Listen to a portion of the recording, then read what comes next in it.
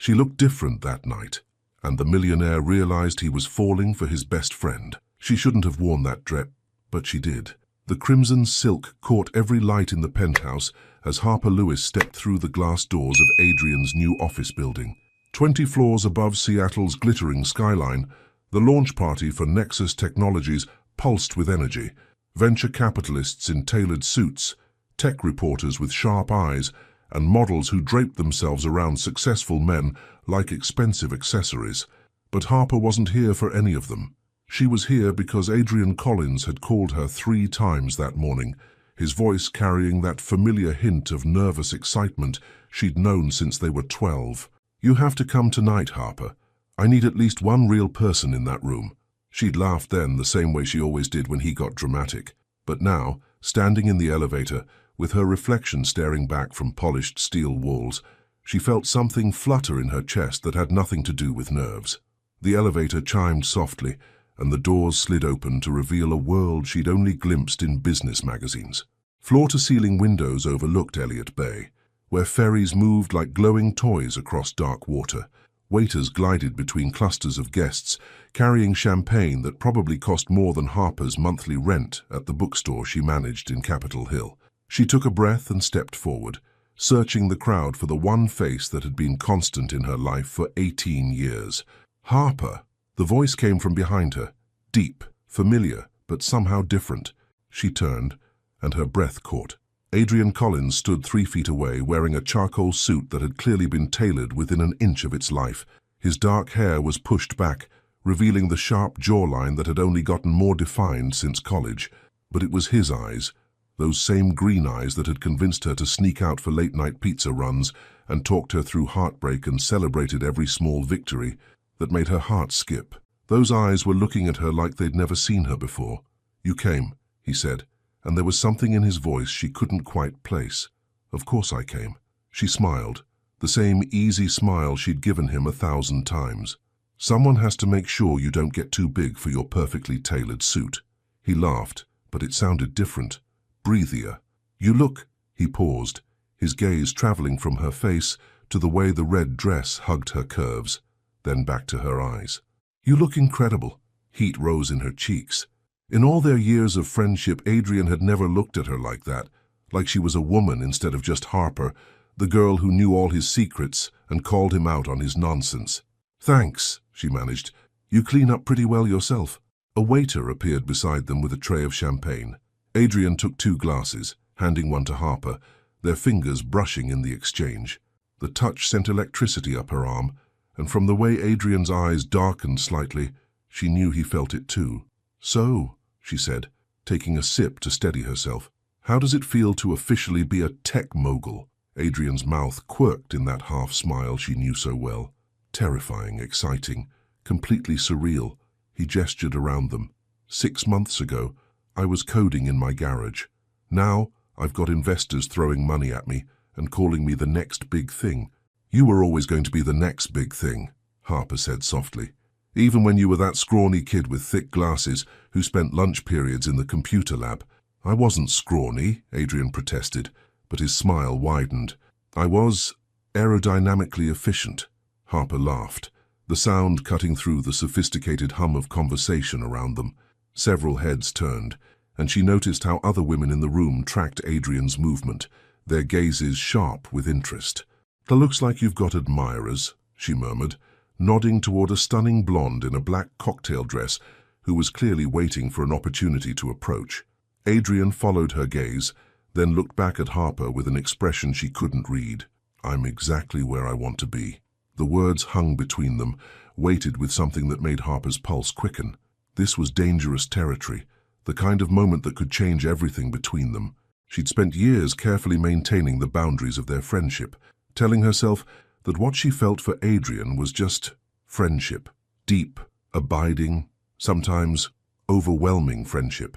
But the way he was looking at her now, like she was the most beautiful woman in the room, like she was the only woman in the room, that was definitely not friendship. "Adrian!" A voice cut through the moment like a blade.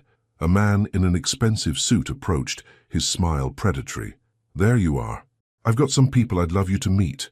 Adrian's jaw tightened almost imperceptibly. "Of course. He turned to Harper, and she saw apology in his eyes. "Don't go anywhere, okay?"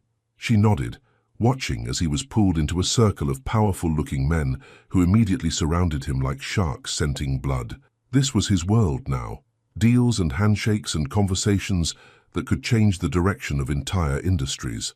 Harper moved toward the windows, champagne in hand, trying to process what had just happened between them.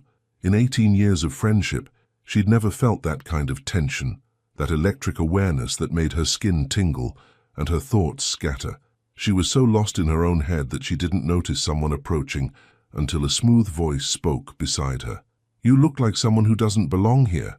Harper turned to see a woman about her own age, with dark skin and intelligent brown eyes behind elegant glasses. Her hair was styled in a chic bob, and her simple black dress probably cost more than Harper's car. "Is it that obvious?" Harper asked with a rueful smile. The woman laughed. "Only because you're the only person in this room who looks genuinely happy to be here. I'm Sage Mitchell, by the way. I run digital marketing for Nexus." "Harper Lewis. I'm a friend of Adrian's." "Ah." Sage's expression shifted, becoming more interested. "The famous Harper. I've heard about you." "Famous?" Harper raised an eyebrow. "That's news to me. Adrian talks about you all the time. Harper would find this funny." "Harper always says," Harper thinks. Sage studied her with frank curiosity. "I was starting to wonder if you were real, or just some idealized woman he'd invented." Heat flooded Harper's cheeks. "We've been friends since we were kids. He probably just—" "Honey," Sage interrupted gently, "the way that man just looked at you, that wasn't friendship." Before Harper could respond, the crowd shifted, and she caught sight of Adrian across the room.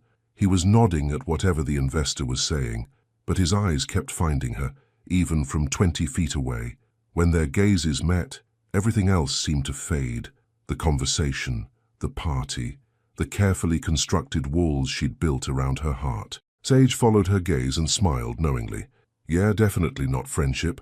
The music swelled around them, a soft jazz melody that seemed to pulse with the same rhythm as Harper's heartbeat. She watched Adrian excuse himself from his conversation, saw him moving toward her with purpose, and felt something shift inside her chest, something that had been locked away for so long she'd forgotten it was there. He reached her, just as the song changed to something slower, more intimate. "Dance with me," he said, extending his hand. It wasn't really a question. Harper took his hand, letting him lead her to the small area near the windows, where a few other couples were swaying together. His arms came around her waist, pulling her closer than was strictly appropriate for friends, and she could smell his cologne, something expensive and understated that made her want to bury her face in his neck. "This is new," she murmured as they began to move together. "What? Dancing? We've never danced." Adrian's hand tightened on her waist. "We've never done a lot of things." The words sent a shiver through her. They were talking about dancing, but they both knew they weren't really talking about dancing. Around them, the party continued. Champagne flowed, deals were made, futures were decided. But Harper felt like they were in their own private bubble, moving together to music that seemed written just for them. "Harper," Adrian said quietly, his voice rough around the edges.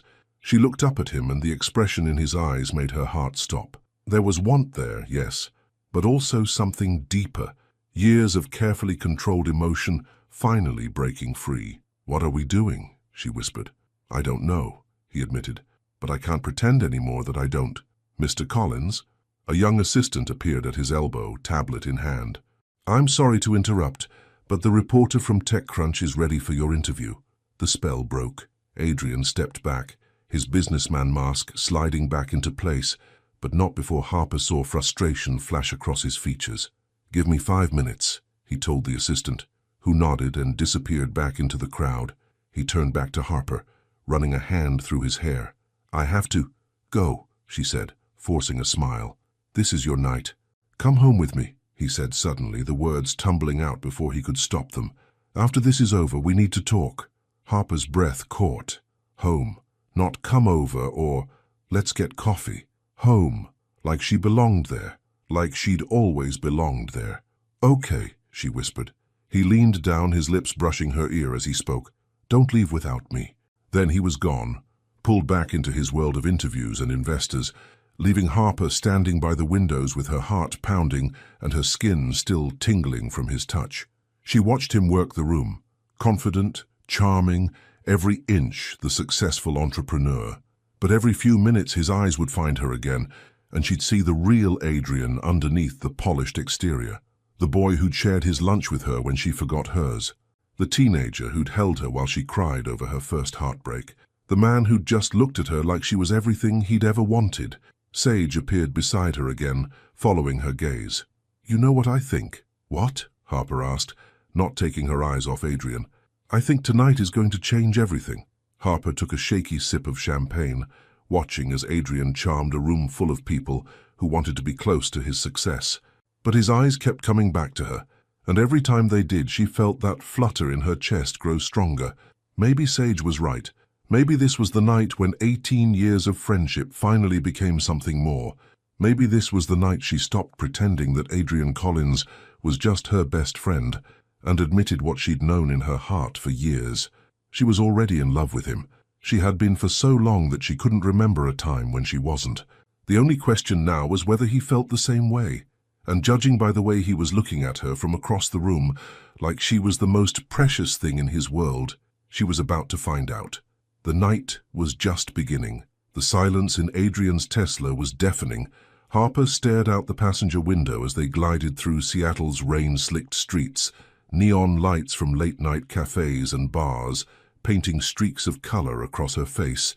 The party was behind them now, 3 hours of watching Adrian command rooms full of powerful people, all while stealing glances that made her feel like the only woman in the world. But now, in the intimate space of his car, with the soft hum of electric motor and the gentle patter of rain against glass, reality was settling in. This was Adrian, her Adrian, the boy who'd taught her to skip stones at Green Lake, who'd held her hair back when she was sick with flu at 17, who'd driven across the state to pick her up when her car broke down during her disastrous attempt at dating in college. And she was sitting in his $100,000 car, wearing a dress that made him look at her like she was someone completely different. "You're quiet," Adrian said, his voice cutting through her thoughts. His hands gripped the steering wheel tighter than necessary, the expensive watch on his wrist catching light from passing street lamps. "Just thinking," Harper replied, finally turning to look at him. Even in profile he was devastating. The strong line of his jaw, the way his hair fell slightly across his forehead despite the careful styling from earlier. About? She could have lied. Could have said something safe about the party, about how impressed she was with his success, about anything other than the truth. Instead, she found herself being honest in the way that only came with 18 years of friendship. "About how I don't know how to be around you anymore." Adrian's foot eased off the accelerator slightly, and she saw his knuckles whiten on the steering wheel. "What do you mean?" "I mean," Harper took a shaky breath, "I mean you looked at me tonight like I was someone new, and I don't know if I am or if you are, or if we both just stopped pretending." He pulled into the underground garage of his building, a gleaming tower in Belltown that housed some of the city's most expensive condos. The car came to a stop in his designated space, but neither of them moved to get out. "Maybe we did," he said quietly. The admission hung between them like a confession. Harper felt her heart hammering against her ribs as Adrian turned in his seat to face her fully. "Harper, I need to tell you something, and I need you to let me get through it, before you say anything." She nodded, not trusting her voice. "Tonight, when you walked into that party," he paused, running a hand through his hair. "I've seen you in dresses before. Hell, I was your date to your cousin's wedding 3 years ago. But tonight was different. Tonight I looked at you and I couldn't breathe." Harper's lips parted slightly, but she remained silent. "And I kept thinking about how stupid I've been, how blind. Because you weren't different tonight. I was just finally seeing what was always there." His voice dropped lower, more intimate. "You're beautiful, Harper. You've always been beautiful. And I've been pretending not to notice for so long that I convinced myself it wasn't true. Adrian, I'm not finished." He reached across the center console, his fingers finding hers. The touch was electric, sending warmth shooting up her arm. "I'm 34 years old, and I've never felt about anyone the way I feel about you. And I know that's complicated, because we're friends and friendship is supposed to be safe, but I love you," Harper interrupted, the words tumbling out before she could stop them. Adrian went completely still. "What?" I love you, she repeated, louder this time, more certain. Not the way I'm supposed to love my best friend. The way a woman loves a man she can't imagine living without. I've loved you for years, Adrian. Maybe since we were 17 and you drove me to prom when Danny Reeves cancelled last minute. And you danced with me to At Last and told me I was too good for him anyway. The memory hit them both at the same time. Two teenagers swaying together in a high school gymnasium, her head on his shoulder, his hands careful and respectful on her waist, both of them pretending that the flutter in their chests was just friendship. Jesus, Adrian breathed. How did we get so good at lying to ourselves? Harper laughed, a sound somewhere between joy and tears. Years of practice.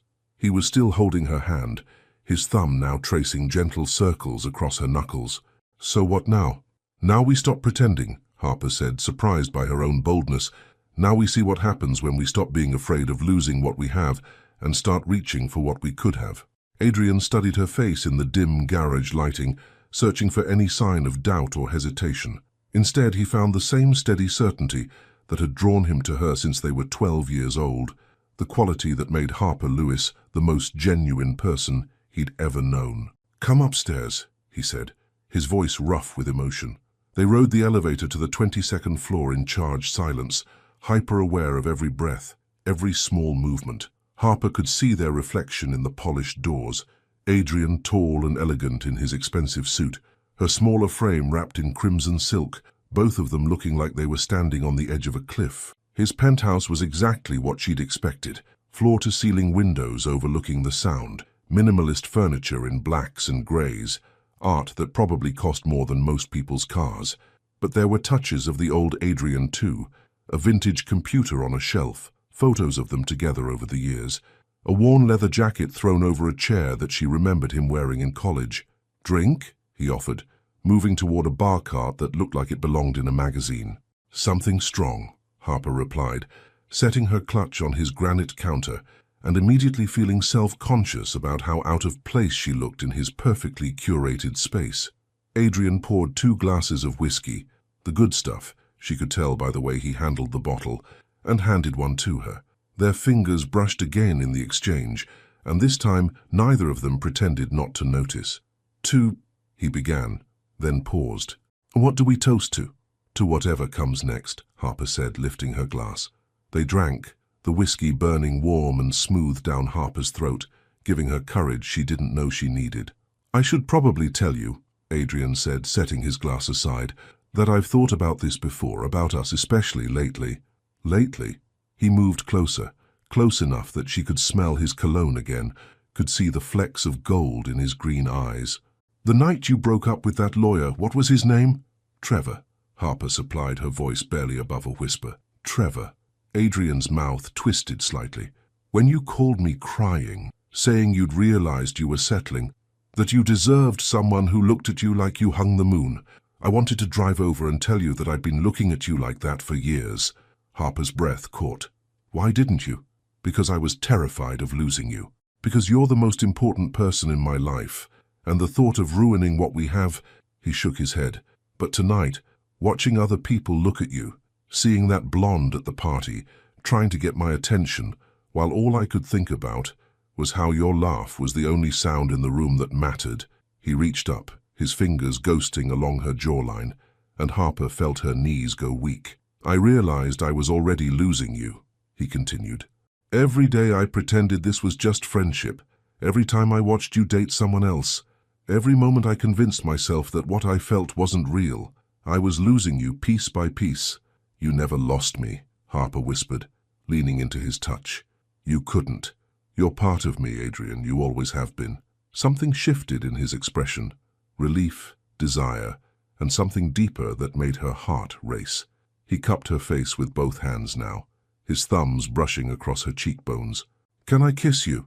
He asked, his voice so quiet she almost didn't hear it. Instead of answering, Harper rose on her tiptoes, closing the distance between them. The kiss was soft at first, tentative, questioning, 18 years of friendship trembling on the edge of something else entirely. But then Harper's hands fisted in his jacket, pulling him closer, and Adrian made a low sound in his throat that sent heat spiraling through her body. When they finally broke apart, Both breathing hard, Adrian rested his forehead against hers. "We can't take this back," he said, his voice rough. "I don't want to take it back," Harper replied without hesitation. "Do you?" "No." The word came out fierce, certain. "God, no." They kissed again, deeper this time, with years of suppressed longing finally finding expression.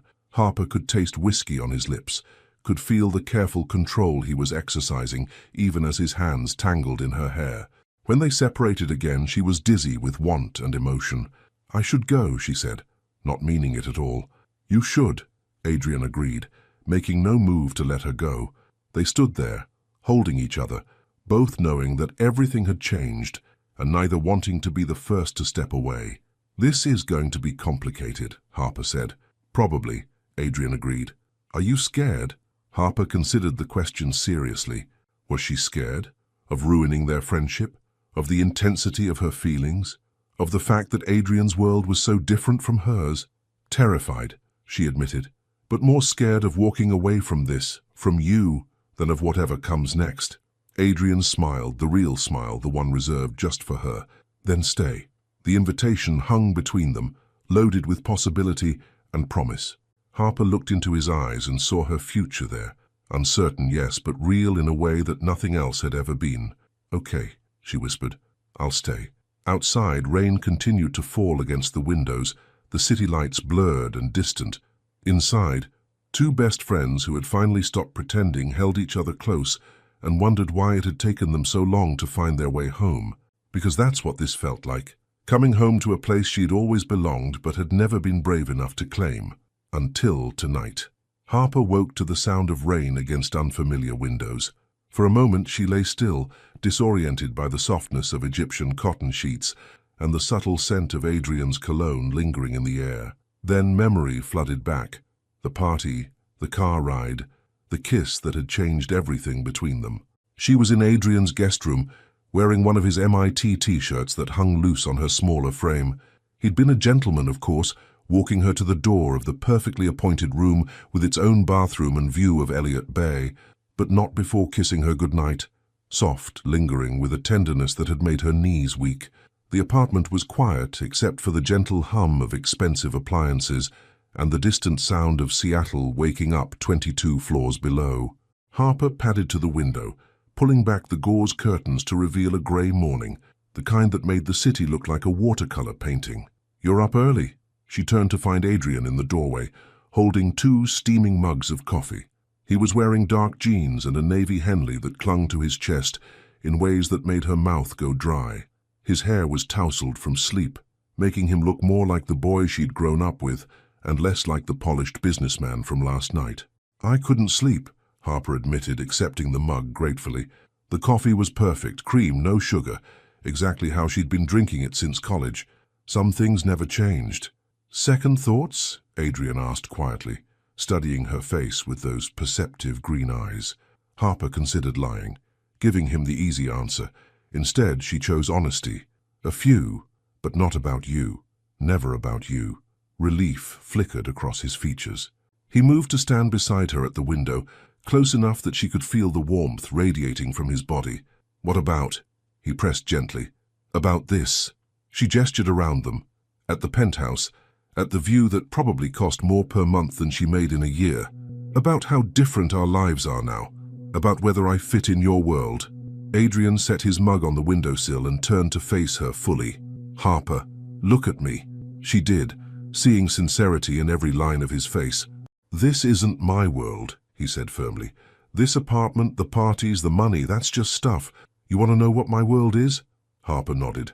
"Saturday morning pancakes at that diner in Fremont where the coffee is terrible, but you insist the atmosphere is perfect. Watching movies on your couch while you fall asleep during the action scenes. Listening to you read the funny parts of books out loud while you're working at the store." His voice grew softer. "You are my world, Harper. You always have been." Tears pricked at her eyes. "But last night, watching you at that party, you were so confident, so in control. You belong with those people." "I was playing a role," Adrian said, reaching up to cup her face. "The same way I've been playing the role of just friends for years, but this," he gestured between them, "this is real. This is who I am when I stop pretending." Before Harper could respond, His phone buzzed insistently from the kitchen counter. Adrian ignored it. It buzzed again. "You should probably get that," Harper said reluctantly. Adrian sighed, retrieving the phone. His expression darkened as he read the screen. "It's Sage. Apparently the TechCrunch article is live, and some investor wants to set up a meeting today." "On Sunday?" Harper raised an eyebrow. "Money doesn't take weekends off." Adrian's jaw tightened with frustration. "I'm sorry. I thought we'd have today to figure this out, but you're the CEO of a hot startup, and the world doesn't stop because you had a revelation about your love life." Harper smiled, though she felt disappointment settle in her chest. "I get it, Adrian. Really. Come with me," he said suddenly. "What?" "To the meeting. Come with me." The words tumbled out in a rush. "I know it's not exactly romantic, but I don't want to leave you. Not today." Harper considered it for a moment, sitting in some sterile conference room while Adrian talked about market penetration and user acquisition. It wasn't exactly her idea of how to spend their first morning as whatever they were now. "Actually," she said slowly, "I should probably go home, take a shower, change clothes, figure out how to wrap my head around all this." She saw the flash of disappointment in his eyes before he masked it with understanding. "Of course. I'll drive you." "Adrian." Harper set down her mug and stepped closer to him. "This isn't me running away. This is me being smart about what we're doing here." "What do you mean?" "I mean we've been best friends for 18 years, and last night we crossed a line we can't uncross. That's huge, and wonderful, and terrifying." She reached for his hands, threading their fingers together. "But we need to be deliberate about this. We need to make sure we're doing it right." Adrian squeezed her hands. "What does doing it right look like?" Harper had been thinking about this since she'd woken up, staring at the ceiling of his guest room and trying to process the magnitude of what was happening between them. "It looks like taking time to adjust, like talking through what this means, like maybe dating." "Dating?" Adrian's eyebrows rose. "We've known each other for 18 years. But we've never dated," Harper pointed out. "We've never had to navigate the romantic side of this. We've never had to figure out how to be a couple, instead of just friends who happen to be in love with each other." A smile tugged at the corner of Adrian's mouth. "So you want me to ask you out?" "Maybe." Harper felt heat rise in her cheeks. "Is that crazy?" "Completely," Adrian said, but his eyes were warm. "And perfect. Very you." He stepped closer, backing her gently against the window. The cool glass pressed against her shoulders as he braced his hands on either side of her head, caging her in. "Harper Lewis," he said formally, though his voice was rough with barely controlled desire. "Would you like to go to dinner with me?" "When?" she whispered, acutely aware of how close he was, how his body heat seemed to surround her. "Tonight. Somewhere fancy where I can spoil you, and you can wear another dress that makes me forget how to think." "That sounds—" She swallowed hard as he leaned closer, his lips almost brushing hers. "That sounds like a date." "It is a date," Adrian murmured against her mouth. "Our first official date. We've eaten together hundreds of times. Not as a couple." His thumb traced along her jawline. "Not with me spending the entire meal thinking about taking you home afterward and kissing you until neither of us can remember why we waited so long to do this." Harper's breath caught. "Adrian." He kissed her then, soft and sweet and full of promise. When he pulled back, his eyes were dark with want. "I should go," Harper said, though her body was screaming at her to stay, to melt into his arms and forget about the complicated logistics of turning a friendship into something more. "You should," Adrian agreed, making no move to step away. They stayed frozen like that for a long moment, the tension between them crackling like electricity. Finally, Harper ducked under his arm, putting some necessary distance between them. 8 o'clock, she asked, smoothing down the t-shirt she wore. "I'll pick you up at 7:30, Adrian said. "Wear something that won't give me a heart attack."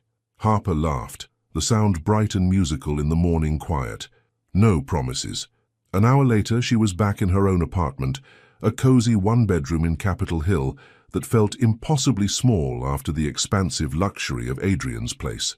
But it was hers, filled with books and plants and mismatched furniture that told the story of her life. She showered, letting the hot water wash away the last traces of expensive party perfume, and tried to process what had happened. In the span of 12 hours, her entire world had shifted. Adrian Collins, her best friend, her constant, The boy who'd known her longer and better than anyone was now the man who'd kissed her like she was everything he'd ever wanted. Her phone buzzed with a text. Adrian, thank you for last night, for this morning, for being brave enough to say what we were both thinking. Another message followed immediately. Adrian, I can't stop smiling. Sage thinks I've lost my mind. Harper grinned, typing back quickly. Harper, have you? Adrian, completely. And I've never been happier about anything in my life. She was still smiling when her phone rang. The caller ID made her stomach flip. Hey, Mom, Harper answered, trying to sound normal. Harper, I was just thinking about you. How are you, sweetheart? Diane Lewis had an uncanny ability to call at exactly the wrong moment, but Harper couldn't help but feel a rush of affection for her mother's warm voice. I'm good, Mom. Really good, actually. You sound different, happy. Did something happen? Harper almost laughed. If only her mother knew. Maybe, Harper said carefully. I'll tell you about it soon, okay? Oh, honey, is it a man? Please tell me it's finally a man worthy of you. Mom, because that lawyer was completely wrong for you, and don't even get me started on that artist phase you went through in college. It might be, Harper admitted, unable to keep the smile out of her voice. Well, bring him to dinner next Sunday. Your father's been wanting to fire up the grill, and you know how he gets with potential boyfriends. The thought of bringing Adrian home to meet her parents, as her boyfriend instead of her friend, sent a thrill through Harper's chest. I'll ask him, she promised. After hanging up, Harper sat on her bed, looking around the room that had been her sanctuary for 3 years. Everything looked the same. Her books, her photos, her carefully curated collection of vintage jewelry, but everything felt different. She was different. For the first time in her adult life, Harper Lewis was in love with someone who loved her back, and not just anyone, the person who knew her better than she knew herself, who'd been part of every important moment of her life since they were children. It was terrifying and wonderful and absolutely right. Her phone buzzed again. Adrian, counting the hours until tonight. Harper typed back quickly, her heart racing with anticipation. Harper, me too. Outside her window, Seattle was coming alive. People heading to coffee shops and farmers markets, living their Sunday lives. But Harper felt like she was living in a completely different world now, one where anything was possible. Tonight, she would go on her first date with her best friend. Tonight, they would find out what happened when 18 years of foundation met brand new desire. Tonight, everything would change again, and she couldn't wait. She changed her outfit 3 times. Harper stood in front of her bedroom mirror at 7:15, wearing a midnight blue dress that hugged her curves without being obvious about it. The neckline was modest but elegant, the fabric flowing like water when she moved. Her hair fell in soft waves over her shoulders, and she'd spent more time on makeup than she had in months. For Adrian, for their first date, the thought still felt surreal. In 18 years of friendship, she'd gotten ready for countless events with him. School dances, college parties, work functions, but never like this. Never with her hands shaking slightly as she applied lipstick, never with her heart racing at the thought of how he might look at her. Her phone buzzed at exactly 7:30. Adrian, I'm here. Take your time. I'll wait as long as you need. Harper smiled, grabbing her clutch and taking one last look in the mirror. The woman looking back at her was familiar but different, glowing with anticipation, beautiful in a way that came from being deeply, completely wanted. She opened her apartment door to find Adrian leaning against the wall across from her entrance, and her breath caught. He was devastating in a charcoal grey suit that had definitely been tailored, a white shirt open at the collar, no tie. His dark hair was perfectly styled, and when he looked up from his phone and saw her, his expression shifted into something that made her knees weak. Jesus, Harper, he breathed, straightening slowly. You're going to kill me. Good thing you have excellent health insurance, she replied, surprised by her own boldness. Adrian laughed, the sound rich and warm in the narrow hallway. He stepped closer, close enough that she could smell his cologne, something different from last night, darker and more intimate.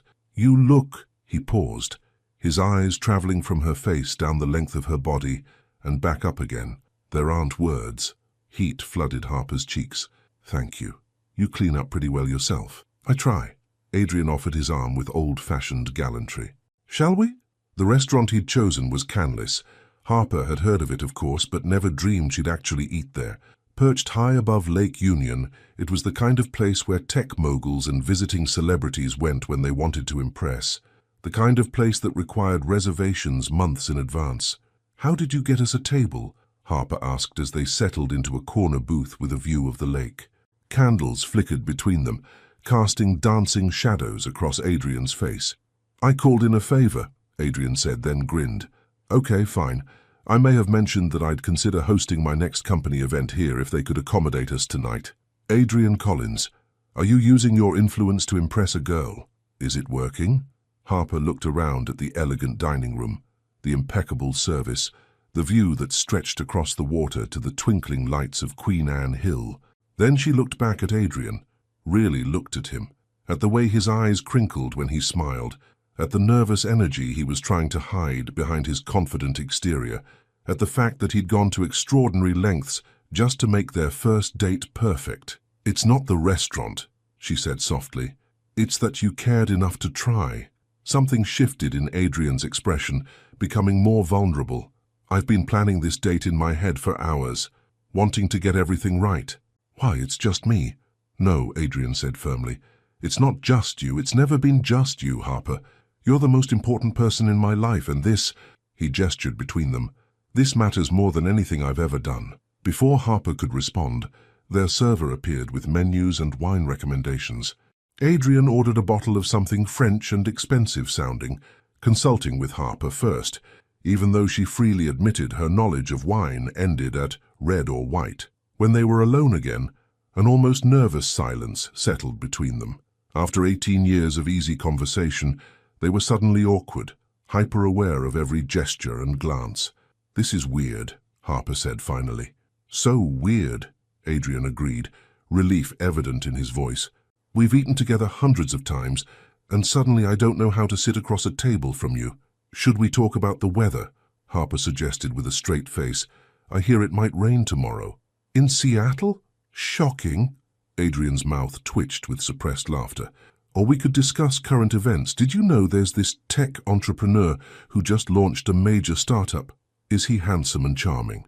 Devastatingly so. Also completely in love with his best friend, which is apparently making him lose his mind."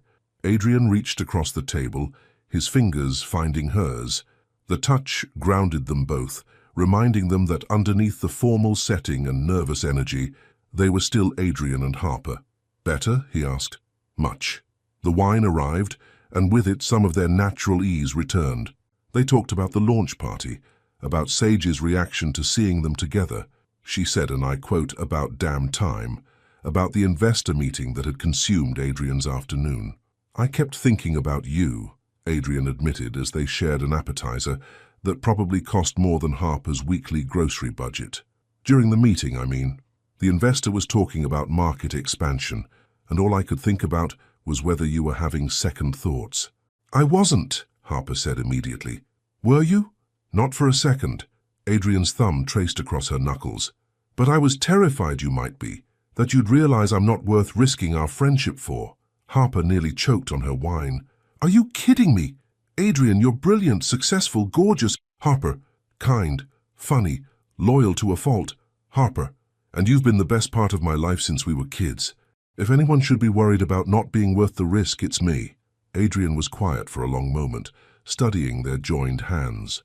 When he looked up, his expression was serious. "Can I tell you something I've never told anyone?" Harper nodded. "The night of my MIT graduation, when my parents were going on and on about how proud they were, how successful I was going to be, all I could think about was how none of it mattered because you weren't there." Harper's throat tightened. She'd wanted to attend his graduation desperately, but she'd been in the middle of finals at UW and couldn't afford the plane ticket to Boston. "I called you afterward," Adrian continued. "Do you remember? It was late, but you answered anyway. And you told me how proud you were, how you knew I was going to change the world. And for the first time that entire day, I felt like my accomplishments actually meant something." "Adrian, that's when I knew," he said quietly. "That's when I knew that everything I achieved, everything I built, it was all meaningless if I couldn't share it with you." Tears pricked at Harper's eyes. "Why didn't you ever say anything?" "Because I was a coward. Because I convinced myself that what we had was enough. Because I was terrified of losing the most important person in my world by wanting more. Their entrees arrived, perfectly prepared dishes that probably would have been memorable under any other circumstances. But Harper barely tasted her food, too consumed by the conversation, by the way Adrian was looking at her like she was the answer to every question he'd ever asked. "What changed?" she asked. "What made you finally—" "You, in that red dress," Adrian said immediately. "Watching other men look at you and realizing I couldn't pretend anymore that you were just my friend. Seeing you laugh and shine and be absolutely radiant, and knowing that I wanted to be the man who got to take you home at the end of the night. Not as your friend, but as your—" He paused, searching for the right word. "Boyfriend?" Harper suggested softly. "Is that what I am? Do you want to be?" Adrian's smile was answer enough, more than I've ever wanted anything. They lingered over dessert, a chocolate soufflé that they shared, feeding each other bites while discussing everything and nothing. The restaurant slowly emptied around them, but neither wanted the evening to end. Finally, reluctantly, they made their way back to Adrian's car. The drive to Harper's apartment was quiet, charged with unspoken possibility. When he pulled up in front of her building, neither moved to get out. "I had a perfect time tonight," Harper said, turning in her seat to face him, "even though I was basically a nervous wreck for the first half hour. Especially because of that. It was sweet, seeing you nervous about impressing me." Adrian reached over, cupping her face with one hand. "I want to impress you every day for the rest of our lives." The words hung between them, loaded with implication. Harper felt her heart race as Adrian leaned closer, his thumb brushing across her cheek. "Can I walk you to your door?" he asked, his voice rough. "What if you do? Then I'll probably kiss you goodnight, and then I'll probably have a very hard time leaving." "What if I don't want you to leave?" Adrian's eyes darkened. "Harper, I'm not talking about— I'm not ready for—" She took a shaky breath. "But maybe you could stay for coffee. We could talk more." "Just talk? Just talk," Harper confirmed, though the way she was looking at him suggested talking might not be the only thing on her mind. "Okay," Adrian said, his voice barely above a whisper. "I'd like that." They walked up to her apartment in comfortable silence, hyper-aware of every brush of their hands, every shared glance. Harper's fingers trembled slightly as she unlocked her door, acutely conscious of Adrian's presence behind her, of what it meant to invite him into her space as more than just her friend. Her apartment looked different somehow with Adrian in it as her boyfriend, smaller, more intimate. He moved to her couch like he had dozens of times before, but when she joined him with 2 mugs of coffee, everything felt new. "This is nice," Adrian said, looking around the familiar space. "Being here with you like this." Harper curled up next to him, close enough to feel his warmth but not quite touching. "It feels right, doesn't it? Like this is how it was always supposed to be." "Yeah," Adrian agreed, setting down his mug and turning to face her fully. "It really does." When he kissed her this time, it was different from the night before, less desperate, more sure, like he finally believed she wasn't going anywhere. Harper melted into him, her hands fisting in his shirt, and thought that she could do this forever. Kiss Adrian Collins in her living room while rain pattered against the windows and the rest of the world disappeared. When they finally broke apart, both breathing hard, Adrian rested his forehead against hers. "I should probably go," he said reluctantly. "Probably," Harper agreed, making no move to let him go. "Harper? I think I'm falling in love with you." Harper's breath caught. "I think I fell in love with you a long time ago." They kissed again, soft and sweet and full of promise, and Harper knew that whatever came next, they would face it together, the way they always had, the way they always would. 3 weeks into dating her best friend, Harper learned that love was messier than the movies suggested. Not the love itself, that part was easy, natural as breathing. It was everything else that came with transitioning from 18 years of friendship into something deeper, more complex. It was the way Adrian's assistant now scheduled personal time in his calendar when he wanted to see her.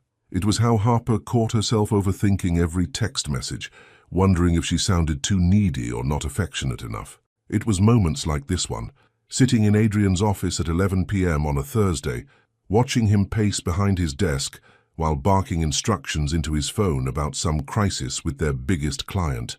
Harper curled deeper into the leather chair across from his desk, nursing a cup of tea that had gone cold an hour ago. She'd come straight from her shift at the bookstore, still wearing jeans and a simple sweater, feeling increasingly out of place in the gleaming corporate environment. "No, that's not acceptable," Adrian was saying, his voice sharp with controlled frustration. "I don't care if it's midnight in Tokyo. Get them on the line. We're not losing this contract because of a communication breakdown." Harper watched him move, all controlled energy and laser focus, and felt that familiar flutter of attraction mixed with something newer, concern. This was the third emergency this week, the third time their plans had been derailed by his company's relentless demands. Adrian ended the call and immediately reached for another file, his jaw tight with tension. "Adrian," Harper said softly. He looked up, seeming to remember she was there.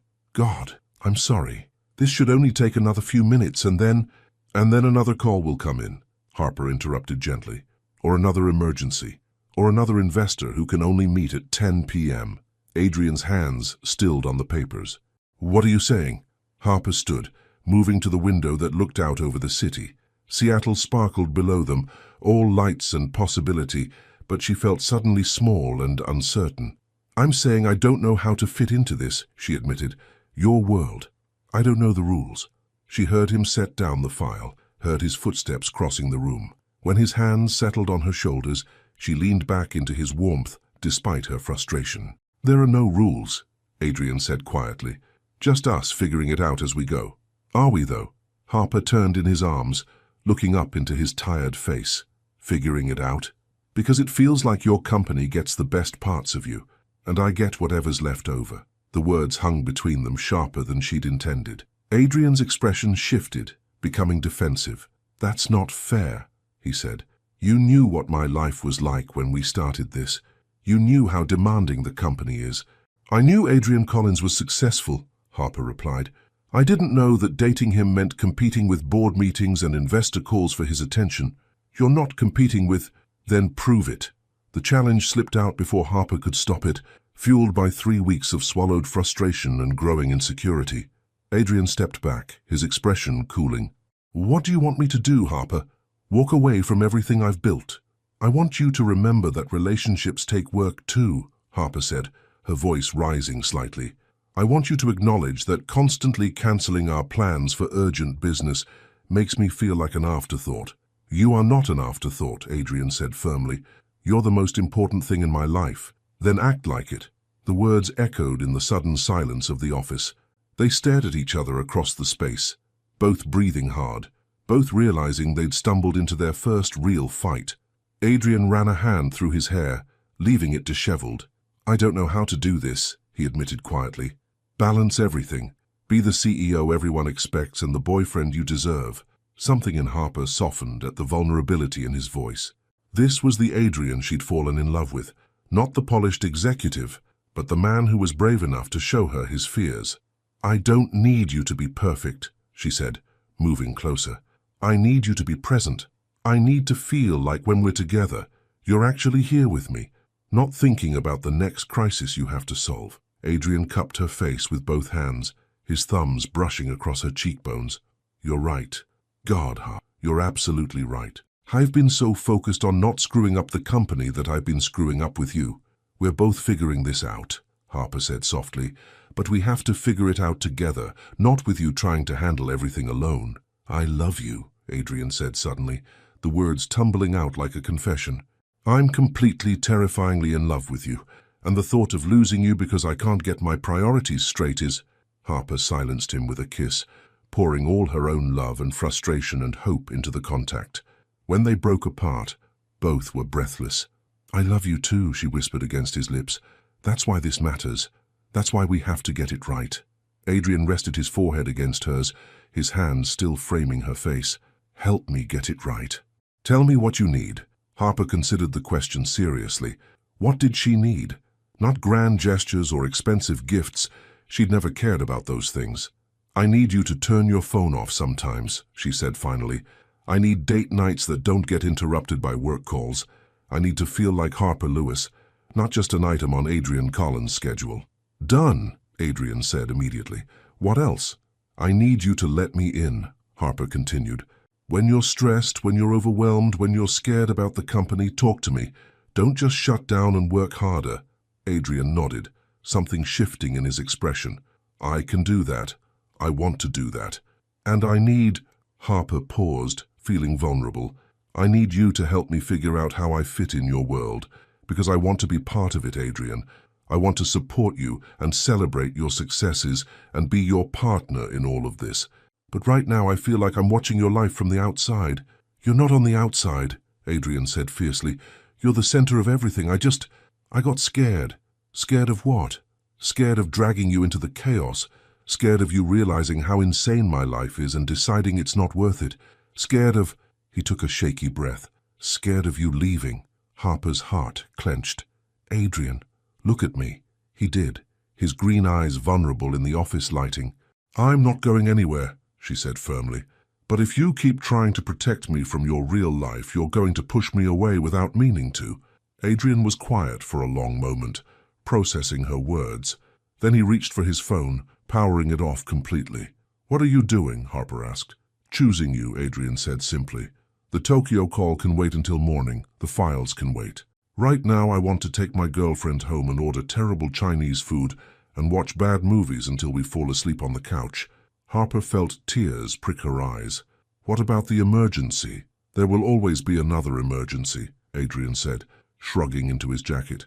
But there's only one you. As they left the office together, Harper slipped her hand into Adrian's, feeling the rightness of the gesture. They walked to the elevator in comfortable silence, both lost in thought. Harper, Adrian said as they waited for the elevator. Yeah? Thank you for fighting with me. Harper raised an eyebrow. Thank you for fighting with me, for caring enough to call me out when I was being an idiot, for not just walking away when things got complicated. The elevator arrived and they stepped inside. I've never had someone do that before. Love me enough to demand better from me. Well, get used to it, Harper said with a small smile. Because I plan on being demanding for a very long time. Adrian pulled her close, kissing the top of her head. Promise. Promise.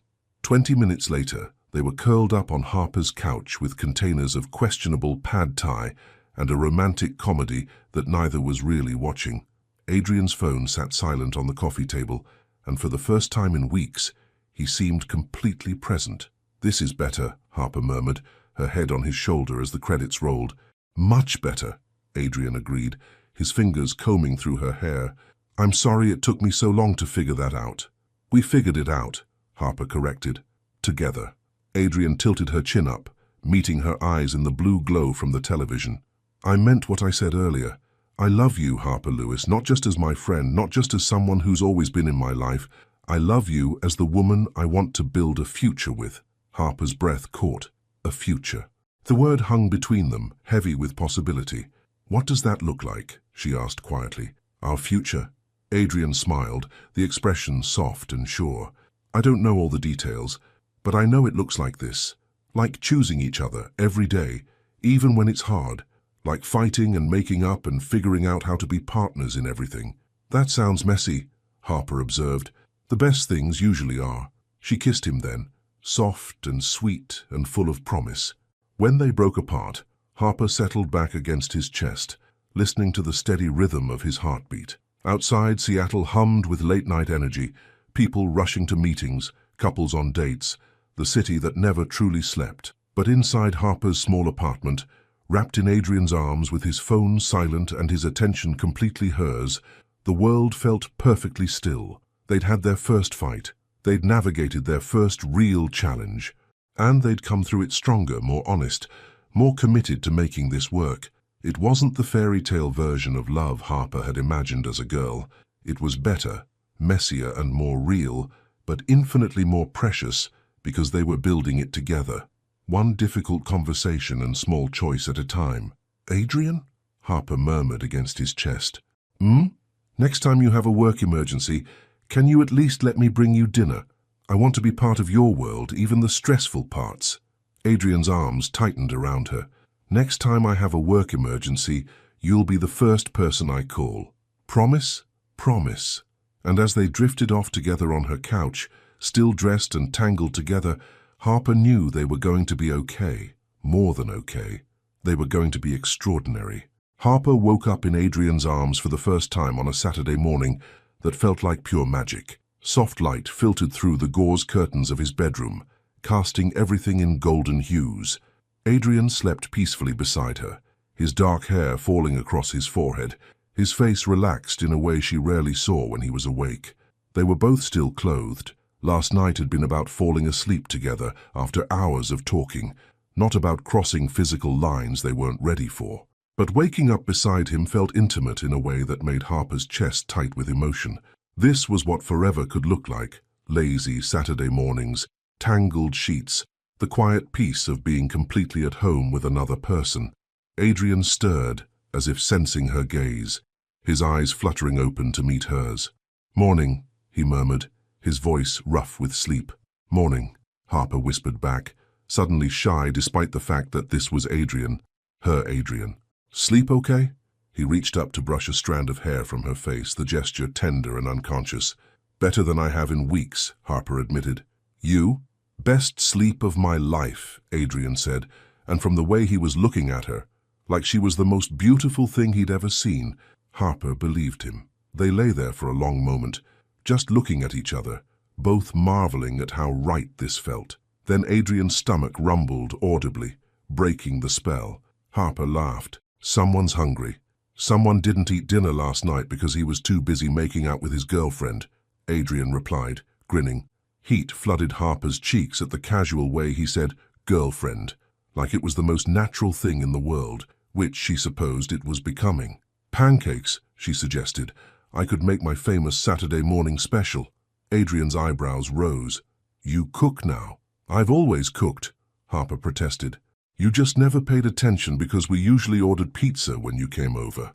"Show me," Adrian said, sitting up and pulling her with him. "I want to see all the sides of Harper Lewis I've been missing." An hour later, Harper stood in Adrian's pristine kitchen, trying not to feel intimidated by appliances that probably cost more than her car. Adrian sat at the breakfast bar, watching her move around the space, with an expression that was part fascination, part desire. "You realize I've been imagining this for months," he said as she flipped pancakes with practiced ease. "Imagining what?"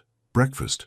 Imagining you in my kitchen, making yourself at home, looking perfectly right in my space." Adrian's voice was rough around the edges.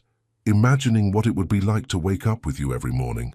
Harper's hand stilled on the spatula. "Adrian, I know it's too soon to be thinking like that," he said quickly.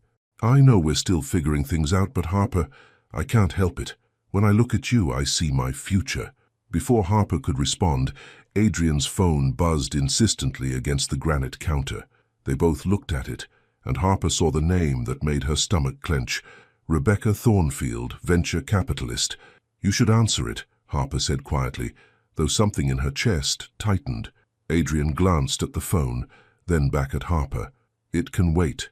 "It's Saturday morning, Adrian. If she's calling now, it must be important." After a moment's hesitation, Adrian answered. "Rebecca, good morning."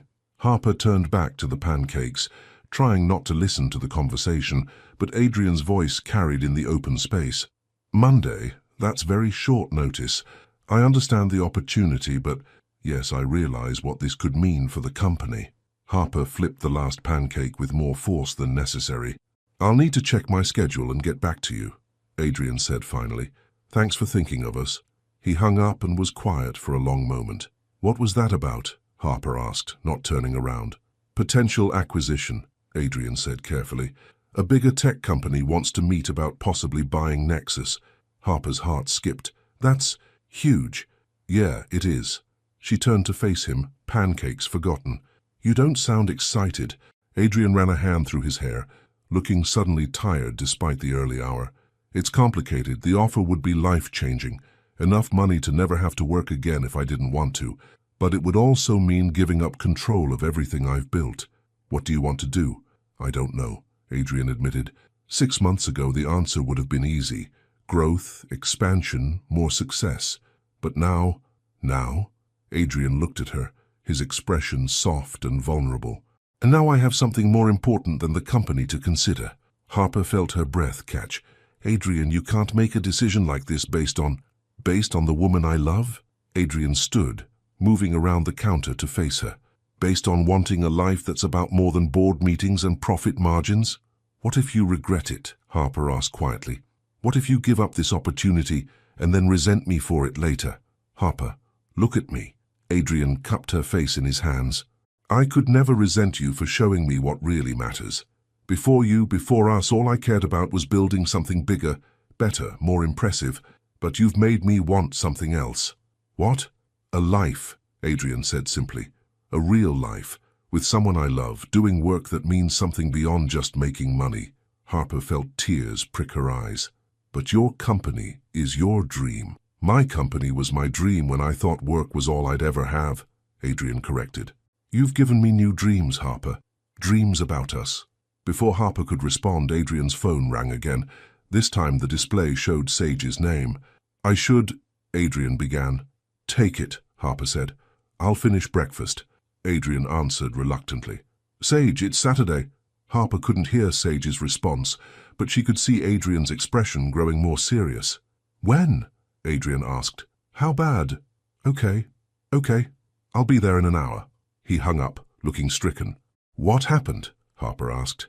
Security breach, Adrian said, already moving toward the bedroom. Someone hacked our client database. We could lose everything. Harper watched him disappear into the bedroom, heard drawers opening and closing as he got dressed. When he emerged 5 minutes later in jeans and a button-down, he looked every inch the CEO in crisis mode. I'm so sorry, he said, stopping in front of her. I know we were supposed to have today together, but go, Harper said firmly. Your company needs you. Come with me, Adrian said suddenly. I know it's not exactly romantic, but Adrian, I'd be in the way. You need to focus on fixing this.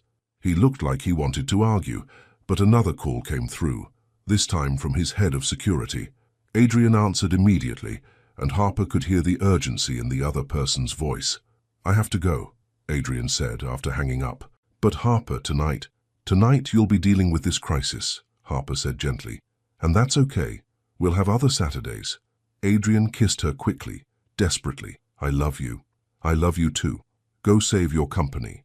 After Adrian left, Harper stood alone in his pristine kitchen, surrounded by the remnants of their perfect morning. The pancakes sat cooling on the stove, syrup still warming in the microwave, coffee growing cold in the pot. She cleaned up methodically, trying not to think about how quickly their bubble of intimacy had burst. This was Adrian's world. Constant crisis, impossible demands, a level of pressure she couldn't fully understand. Her phone buzzed with a text.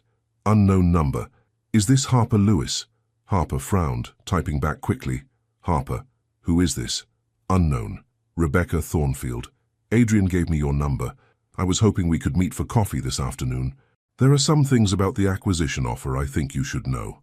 Harper stared at the message, confusion and unease warring in her chest. Why would Adrian's potential business partner want to meet with her? And why did something about this feel wrong? She was still debating how to respond when another text came through, this one from Adrian. Adrian, crisis worse than we thought. Might be here all weekend. I'm so sorry, baby. Rain check on pancakes? Harper looked around Adrian's empty apartment, at the breakfast they'd never eaten, at the perfect morning that had disintegrated in the space of 2 phone calls. Then she looked back at Rebecca Thornfield's message and made a decision that would change everything. Harper, yes. Where and when? The response came immediately. Rebecca, Pike Place Market, 2 p.m. I'll be at the coffee stand near the fish market. Harper spent the rest of the morning trying to talk herself out of going.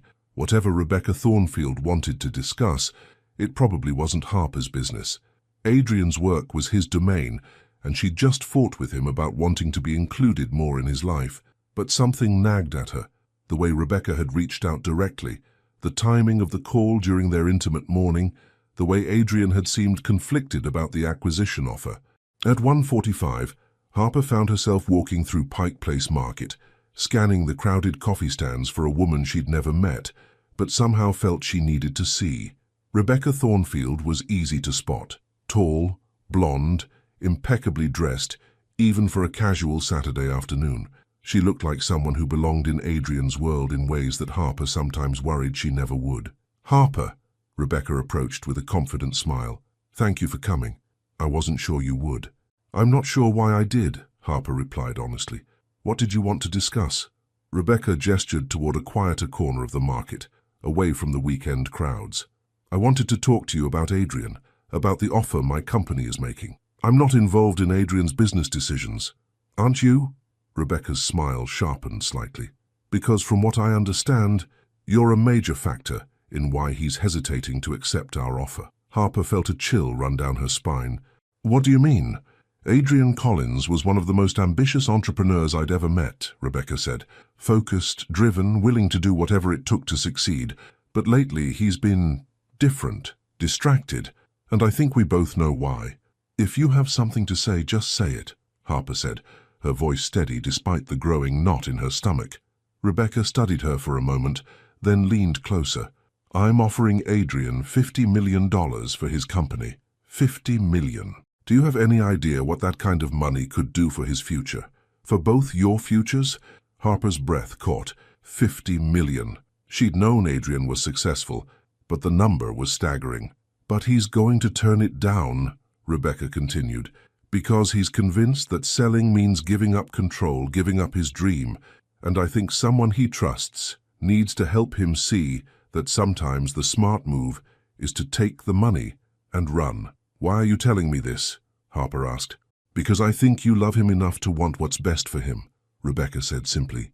"Even if what's best for him isn't what feels comfortable for you."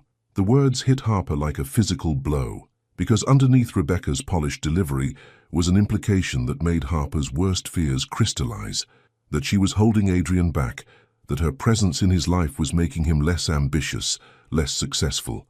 "I would never ask Adrian to choose between me and his career," Harper said quietly. "You don't have to ask," Rebecca replied. "He's already choosing. The question is whether you're going to let him make a decision he might regret for the rest of his life." Harper stared at the woman across from her, seeing everything she'd always worried she wasn't. Sophisticated, polished, completely at home in Adrian's high-stakes world. "Think about it," Rebecca said, standing to leave. "Sometimes the most loving thing you can do is step aside and let someone reach their full potential." Then she was gone, leaving Harper alone in the crowded market with 50 million reasons to question everything she thought she knew about love, ambition, and what was best for the man she'd fallen for. As Harper walked slowly back to her car, Rebecca's words echoed in her head. Was she holding Adrian back? Had her presence in his life made him less willing to take risks, to reach for the success he'd always wanted? By the time she reached her apartment, Harper had made a decision that terrified her. She was going to find out. Harper hadn't slept in 36 hours. She sat curled in her reading chair by the window, watching Seattle's Sunday morning unfold below, while Adrian's words from their last real conversation echoed in her mind. "When I look at you, I see my future." But what if she was the wrong future for him?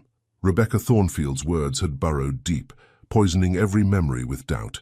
$50 million. The phrase rolled around Harper's head like a marble in a jar, impossible to ignore. That was generational wealth, life-changing money, the kind of opportunity that came once in a lifetime.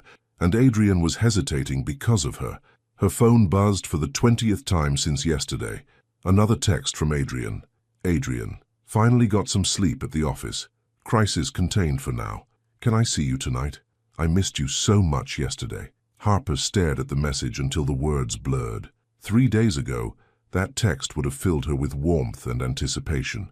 Now it felt like evidence of everything Rebecca had accused her of.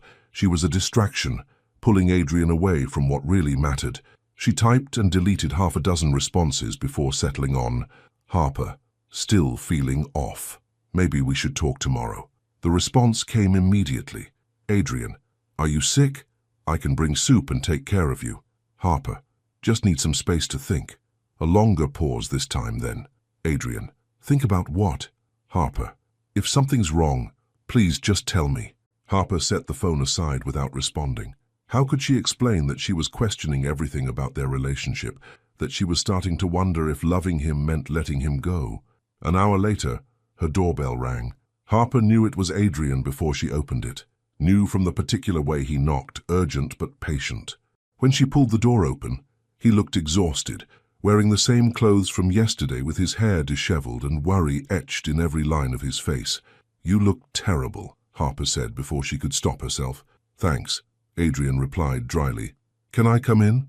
She stepped aside reluctantly, watching as he moved into her living room with the familiarity of someone who belonged there. Except now Harper found herself cataloguing all the ways he didn't fit, how his expensive watch looked out of place against her second-hand furniture, how his presence seemed to shrink the modest space. "Harper, what's going on?" Adrian turned to face her, his green eyes searching her face. "Yesterday morning everything was perfect, and now you won't even look at me." "I've been thinking," Harper said carefully, wrapping her arms around herself. "About us. About whether we're making a mistake." Adrian went very still. "What kind of mistake?"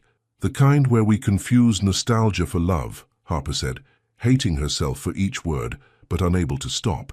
"The kind where we risk ruining the best friendship either of us has ever had for something that might not even work." "Harper, that's not—" "Isn't it?" she interrupted, moving to put space between them. "Adrian, be honest. Has dating me made your life better or more complicated?" Adrian stared at her as if she'd spoken in a foreign language. "Harper, you are the best thing that's ever happened to me." "I'm a distraction," Harper said, the words tasting like ash in her mouth. "Yesterday you had a major crisis at work, and instead of being there focused and ready, you were making pancakes with me. Instead of jumping at a $50 million opportunity, you're hesitating because—" "Wait." Adrian's voice cut through her spiral like a blade. "How do you know about the acquisition offer?" Harper's blood turned to ice. She hadn't meant to reveal that, hadn't even realized she'd said it. Someone mentioned it." "Who?" Adrian's expression was shifting from confusion to something harder. "Harper, who told you about Rebecca's offer?" The silence stretched between them, heavy with implications. Harper could lie, could make up some story about overhearing a conversation, but Adrian knew her too well. He'd see through it immediately. "Rebecca Thornfield called me," Harper admitted quietly. "She wanted to meet." Adrian's face went completely blank. "You met with her?" It wasn't a question. "She said—" "I don't care what she said," Adrian interrupted, his voice deadly quiet. "You met with a potential business partner behind my back. You let a stranger poison your head against our relationship without even talking to me first." Harper felt tears threaten. "Adrian, she made valid points. She manipulated you," Adrian said, his composure finally cracking. "Jesus Christ, Harper, Rebecca Thornfield is a shark. She's probably been looking for leverage since the day I told her I was considering turning down the offer, and you just handed it to her." "What do you mean, leverage?" Adrian laughed, but the sound held no humor. "You think she called you out of concern for my future? Harper, she needs me to sell. Her firm has investors breathing down their necks, and if this deal falls through, she's in trouble. So she found my weakness, you, and went after it." The words hit Harper like physical blows. "Your weakness? That's not what I meant." "No, that's exactly what you meant." Harper's voice was rising now, months of insecurity finally erupting. "I'm your weakness. I'm the thing holding you back from the success you really want. You're the thing that makes success mean something." Adrian shot back. "Harper, without you, none of this matters. The money, the company, the recognition, it's all just noise without someone to share it with." "But what if it doesn't have to be?" Harper asked, tears finally spilling over. "What if you could have both? The success and someone who actually fits in your world?" Adrian stared at her, and Harper saw the moment he realized what she was really saying. "You want to break up?" he said flatly. "I want what's best for you." "What's best for me?" Adrian's voice was incredulous. "Harper, you are what's best for me. How do you not see that?" "Because I'm not." The words exploded out of her, all her fears and insecurities finally given voice. "I'm a bookstore manager from Capitol Hill who doesn't know the difference between venture capital and private equity. I shop at Target and think $30 wine is expensive. Your business partner takes one look at me and immediately knows I'm not good enough for you." "Harper." "She was right, Adrian. I saw it in her face the second we met. I don't belong in boardrooms and investor meetings.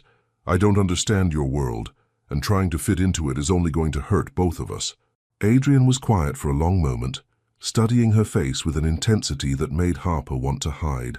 "Is that really what you think?" he asked finally. "That this is about money and status and fitting in? Isn't it?" "No," Adrian said firmly.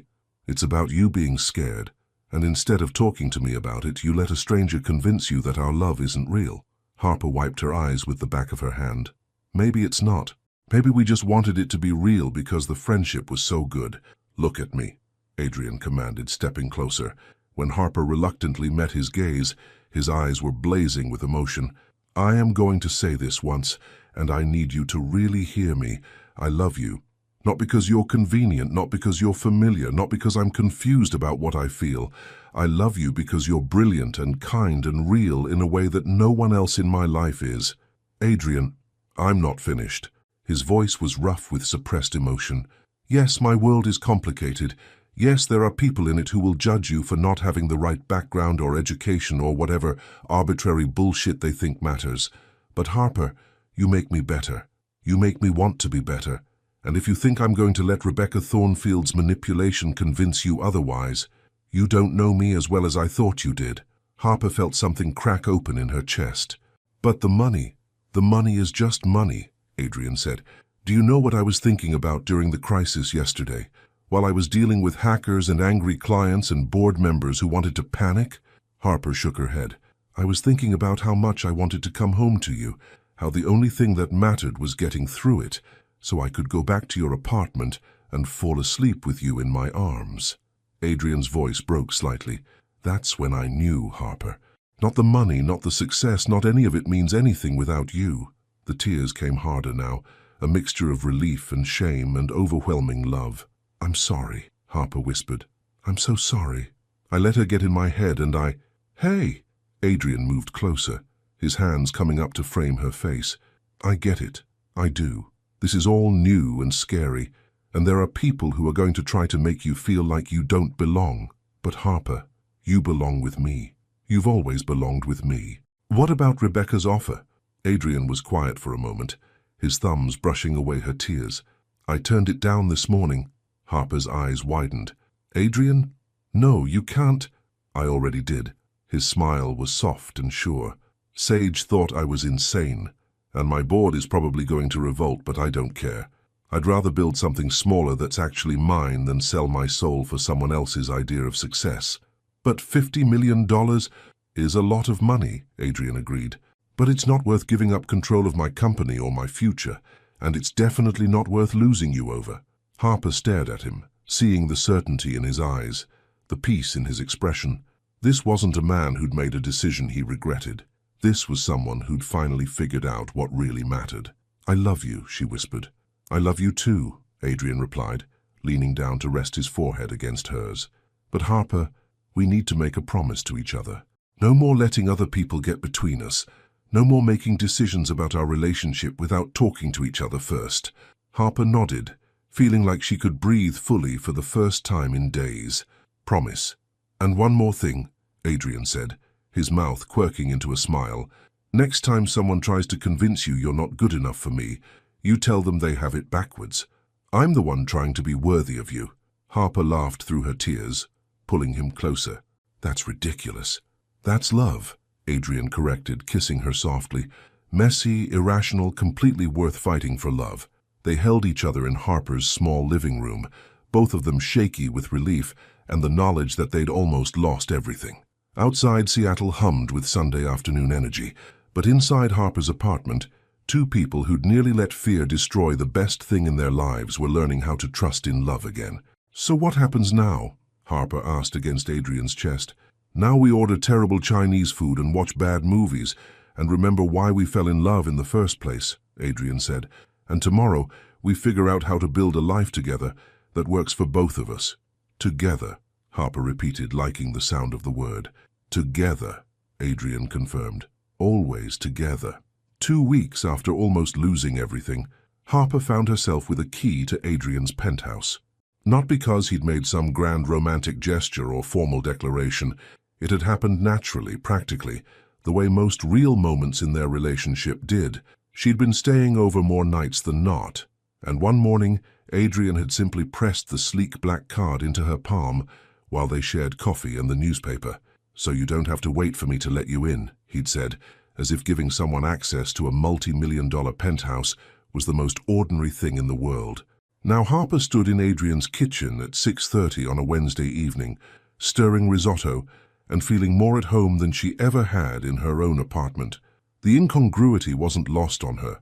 3 months ago, She couldn't have imagined herself cooking in a kitchen that belonged in a magazine, wearing one of Adrian's MIT sweatshirts over her work clothes, completely comfortable in a space that had once intimidated her. The elevator chimed, and Harper smiled without looking up. She'd memorized the sound of Adrian's arrival, the soft ping, his keys hitting the entry table. The way he always called out her name like coming home to her was the best part of his day. Harper? His voice carried that note of pleased surprise he got whenever he found her there, even though she'd been staying over most nights for 2 weeks. "Kitchen," she called back, adding another ladle of warm stock to the rice. She heard his footsteps crossing the hardwood, felt his presence behind her before his arms came around her waist, pulling her back against his chest. He buried his face in her neck, breathing her in like she was something precious. "Best part of my day," he murmured against her skin, confirming what Harper already knew. "How was the board meeting?" Harper asked, leaning into his warmth. "Brutal," Adrian admitted, his arms tightening around her. 3 hours of explaining why I turned down Rebecca's offer, plus some colorful commentary about my decision-making skills." Harper tensed slightly. They'd agreed not to let outside opinions affect their relationship, but she still felt a stab of guilt every time Adrian faced consequences for choosing her over the acquisition.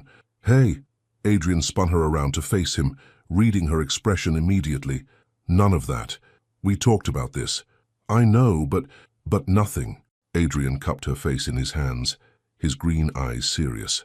"Harper, the board can complain all they want, but in 6 months, when we've doubled our user base and landed 3 new major clients, they'll understand why I made the right choice." "Are you sure?" "I'm sure about you," Adrian said simply. "Everything else is just details."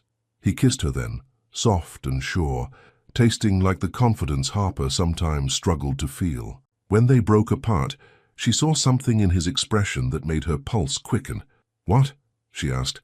"Nothing, just—" Adrian smiled, brushing a strand of hair behind her ear. "I love finding you here when I come home. I love that you know where everything is in my kitchen. I love that you're wearing my sweatshirt and making dinner and acting like you belong here." "Do I?" Harper asked quietly. "Belong here?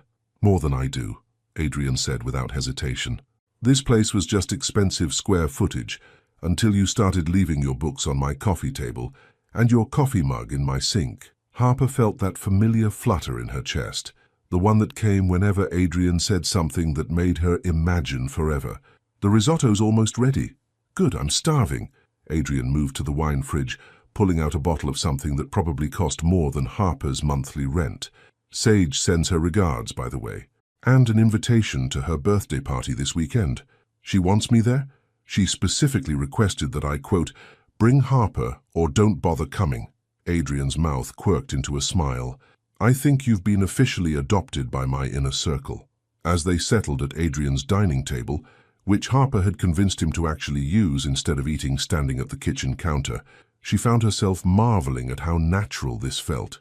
The easy conversation, the shared silences, the way Adrian automatically served her wine and she automatically stole bites from his plate.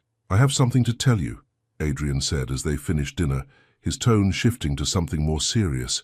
Harper's stomach clenched. "What?" "Nothing bad," Adrian said quickly, reading her expression. "Actually something good, I hope." He reached across the table, taking her hand in his. "I've been thinking about what I want to do with the company now that I'm staying independent, about what kind of business I want to build, what kind of legacy I want to leave." Harper squeezed his fingers encouragingly. "I want to pivot," Adrian continued. "Instead of just building software for other companies, I want to create technology that actually helps people, educational platforms, accessibility tools, things that make a real difference." "Adrian, that sounds amazing." "It would mean slower growth, probably less money in the short term," Adrian said. "Some investors won't like it. The board definitely won't love it. But, Adrian's smile was soft and sure, "but it's work I'd be proud to tell my kids about someday." Harper's breath caught. Kids. The word hung between them, loaded with implication and possibility. "Kids?" she repeated quietly. "I mean," Adrian's confidence faltered slightly. "Someday, if that's something you—" "I know we haven't talked about—" "I want kids," Harper said quickly. "Someday with the right person. And am I—" Adrian's voice was vulnerable now. Could I be the right person? Harper looked across the table at the man who'd been her best friend for 18 years, who'd chosen her over $50 million, who was talking about changing his entire business model to do work that mattered. She saw their future spreading out before them, messy and complicated, and absolutely perfect. "Yeah," she whispered. "You could be." Adrian's smile was brilliant, transforming his entire face. "Yeah? Yeah." He stood abruptly, moving around the table to pull her into his arms.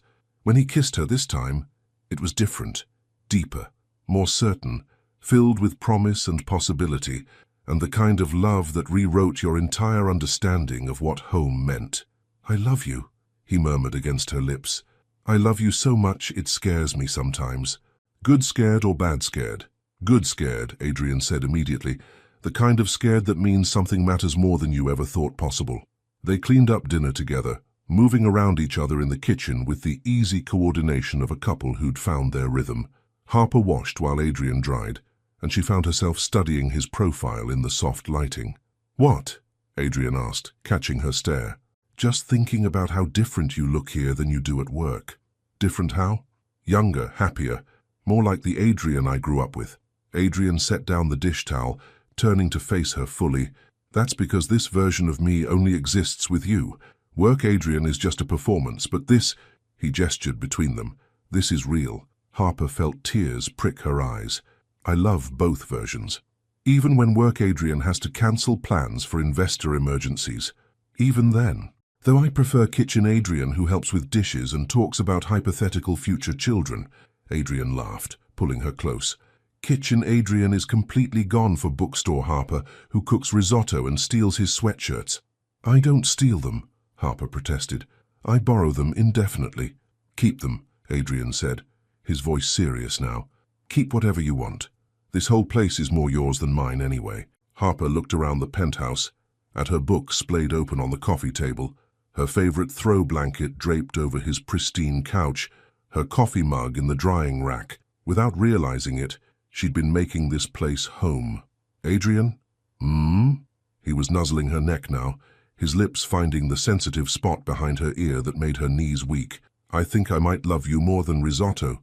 Adrian pulled back to look at her, eyebrows raised. "More than your famous risotto? More than any risotto? Even the one at that fancy Italian place downtown?" "Damn," Adrian said solemnly. "That's serious."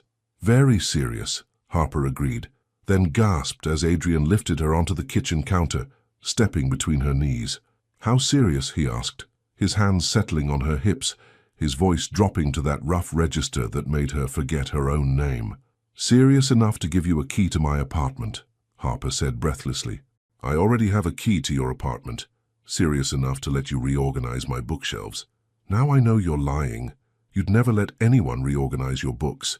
Harper laughed, wrapping her arms around his neck. "Okay, fine. Serious enough to admit that I've been thinking about kids too, and that when I imagine them, they have your eyes." Adrian went very still. "Harper? Too much?" she asked, suddenly uncertain. Instead of answering, Adrian kissed her with a passion that left her dizzy, his hands tangling in her hair, his body pressing closer like he couldn't bear any distance between them. "Not too much," he said, when they finally broke apart, both breathing hard. "Perfect. You're absolutely perfect." Later that night, they lay tangled together on Adrian's enormous bed, Harper's head on his chest, listening to the steady rhythm of his heartbeat. The city sparkled beyond the floor-to-ceiling windows, but Harper only had eyes for the man holding her close. "Adrian? Yeah? When you picture our hypothetical future children, what do you see?" Adrian was quiet for a moment, his fingers combing gently through her hair. "I see Saturday morning pancakes with sticky little hands and syrup everywhere. I see you reading bedtime stories with all the character voices. I see teaching them to code and watching you teach them to love books." Harper smiled against his chest. "That sounds perfect." "What do you see?" Harper closed her eyes, letting herself imagine. "I see a house with a big kitchen and a yard for a dog. I see you being the kind of dad who builds epic blanket forts and never misses a school play. I see us being the kind of family where everyone feels safe and loved and heard." "Where is this house?" Adrian asked softly. "I don't know. Somewhere between your world and mine." Somewhere that feels like home for all of us. Adrian's arms tightened around her. I can't wait to find it with you. As Harper drifted off to sleep in Adrian's arms, surrounded by the scent of his cologne and the warmth of his love, she knew they'd already found what mattered most. Home wasn't a place, it was this feeling of absolute belonging, absolute safety, absolute love. It was coming home to each other, every single day, for the rest of their lives. Harper knew something was different the moment Adrian walked into her bookstore. It was a Thursday afternoon in late November, rain pattering against the windows of Page and Prose, while Harper helped a regular customer find the latest mystery novel. The bell above the door chimed, and she looked up to see Adrian standing in the entrance, his expensive coat dripping onto her worn wooden floors. But it wasn't his unexpected presence that made her pause. It was the expression on his face. Tense, excited, nervous energy radiating from him like heat. "Give me 5 minutes," he asked quietly, nodding toward the customer Harper was helping. Of course. Harper finished with Mrs. Chen, no relation to the forbidden Chen from Adrian's instructions, and watched her best customer of 10 years disappear into the rain with her weekly stack of books. When the store was empty except for the two of them, Adrian approached the counter where Harper stood, his hands shoved deep in his coat pockets.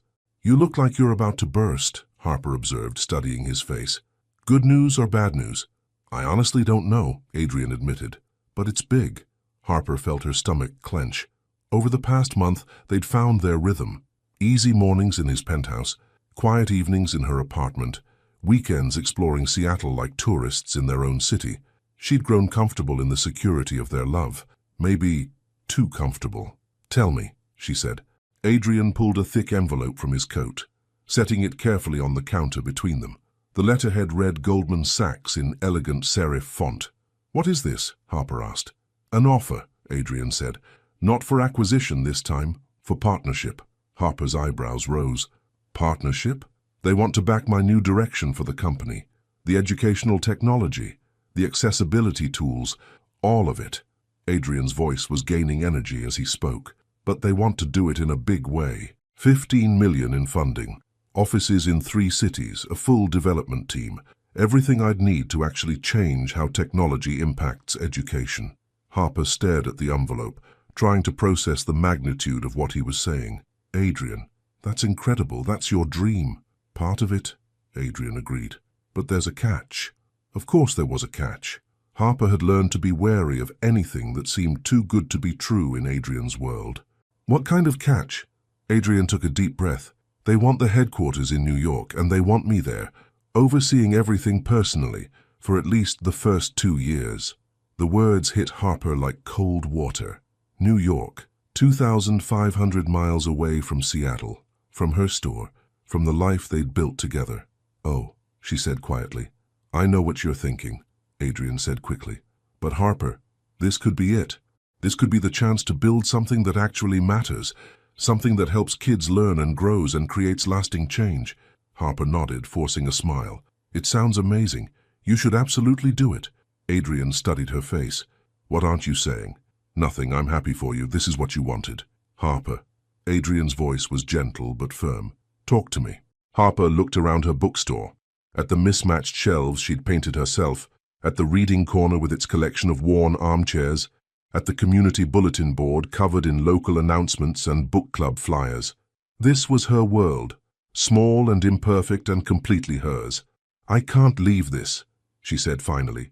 "The store, my customers, my life here." "I know that probably sounds small compared to changing the world through technology, but it doesn't sound small," Adrian interrupted. "It sounds like home." "It is home," Harper said, her voice breaking slightly. "This store has been my dream for 5 years. My customers depend on me, my staff depends on me. I can't just walk away." Adrian was quiet for a long moment, and Harper could see him processing, calculating, trying to find a solution that didn't exist. "We could do long distance," he offered finally. "Flights between Seattle and New York, video calls, visits every few weeks." "For 2 years?" Harper's voice was small. "Adrian, we've been together for 4 months. Long distance for 2 years would destroy us. Not if we don't let it." Harper looked into his green eyes and saw the desperation there, the need to believe they could make this work. She wanted to believe it too, but she'd seen enough relationships crumble under much smaller obstacles. "When do they need an answer?" she asked. "Monday. 4 days." Harper felt something tight and panicky rise in her chest. "I should let you think about it," she said, moving around the counter to create some space between them. "This is your decision to make." "Our decision," Adrian corrected, following her. "Harper, this affects both of us." "Does it?" The question came out sharper than she'd intended. "Because it sounds like you've already decided what you want to do." Adrian's expression shifted. "What do you mean?" "I mean you came here with that envelope, with that look on your face, talking about dreams and changing the world. You've already made up your mind." "I came here because I wanted to talk to you about it," Adrian said, his voice rising slightly. "Because I don't want to make any decision without you." "But if I wasn't a factor," Harper pressed, "if you were single and free to do whatever you wanted, you'd take this offer in a heartbeat." Adrian was quiet for a beat too long. "That's what I thought," Harper said, moving toward the store's back office. She needed space, needed air, needed to think without Adrian's presence clouding her judgment. "Harper, wait." Adrian caught her arm gently. "Yes, if I were single, I'd probably take it. But I'm not single. I'm in love with you, and that changes everything." "Does it? Or does it just complicate everything?" "Both," Adrian admitted. "But complicated doesn't mean impossible." Harper looked at him, really looked at him, at the excitement he was trying to hide, at the way he'd lit up talking about the offer, at the future he could see so clearly it practically radiated from his skin. "You want this," she said. "You want it more than anything." "I want you more than anything," Adrian said firmly. "But if you could have both," Adrian's silence was answer enough. "I need to think," Harper said finally, "and you need to think too, without worrying about what I want or need. This is your career, your future, our future." "Adrian," Harper's voice was quiet but final.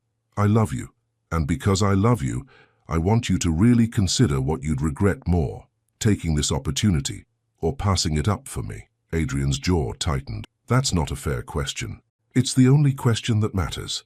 They stood in the narrow aisle between romance novels and local authors, the weight of everything unsaid pressing down on them. Harper could hear rain against the windows, could smell the familiar scent of old books and coffee from the shop next door, could feel her world and Adrian's pulling in opposite directions. "I should go," Adrian said finally. "Let you close up, give you space to think." Harper nodded, not trusting her voice. Adrian moved toward the door, then paused with his hand on the handle. "Harper? Yeah? Whatever we decide, whatever happens, this has been the best 4 months of my life." Tears pricked Harper's eyes. "Mine too."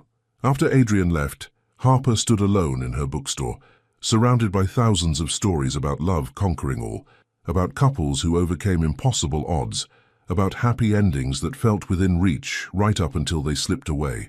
She picked up the Goldman Sachs envelope Adrian had left behind, turning it over in her hands. Inside was an offer that could change everything, for Adrian, for his company, for the world he wanted to help shape, and possibly for them. Harper had told herself that love was about choosing each other, every day, no matter what. But what happened when choosing each other meant asking someone to give up their dreams? What happened when love meant letting go? She thought about Adrian's face when he'd talked about the offer, about the light in his eyes when he'd described building something that mattered. She thought about her own dreams, about the bookstore she'd poured her heart into, about the community she'd built one customer at a time. Could she ask him to stay and watch him slowly resent the opportunity he'd lost for her? Could she leave everything she'd built to follow him to a city where she'd be starting over, completely dependent on him? Harper sank into one of the reading chairs, the envelope still clutched in her hands, and tried to imagine a future where love was enough to bridge the gap between two very different dreams. Outside, Seattle settled into evening, the rain turning to mist that blurred the lights of the city. Inside Page and Prose, Harper Lewis sat surrounded by love stories and tried to figure out how her own was supposed to end. Because for the first time since she and Adrian had found each other, Harper wasn't sure love would be enough. The thought terrified her almost as much as the possibility that it might be true. Monday morning came too soon, and not soon enough. Harper stood at the window of her apartment, watching Seattle wake up in shades of gray and gold, a cup of coffee growing cold in her hands.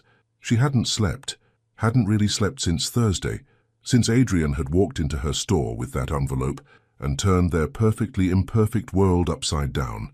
In 3 hours, Adrian would give Goldman Sachs his answer. In 3 hours, their future would be decided. Her phone sat silent on the coffee table. They hadn't spoken since Thursday, both needing space to think without the pull of each other's presence clouding their judgment. But the silence felt like a wound, growing deeper with each hour that passed.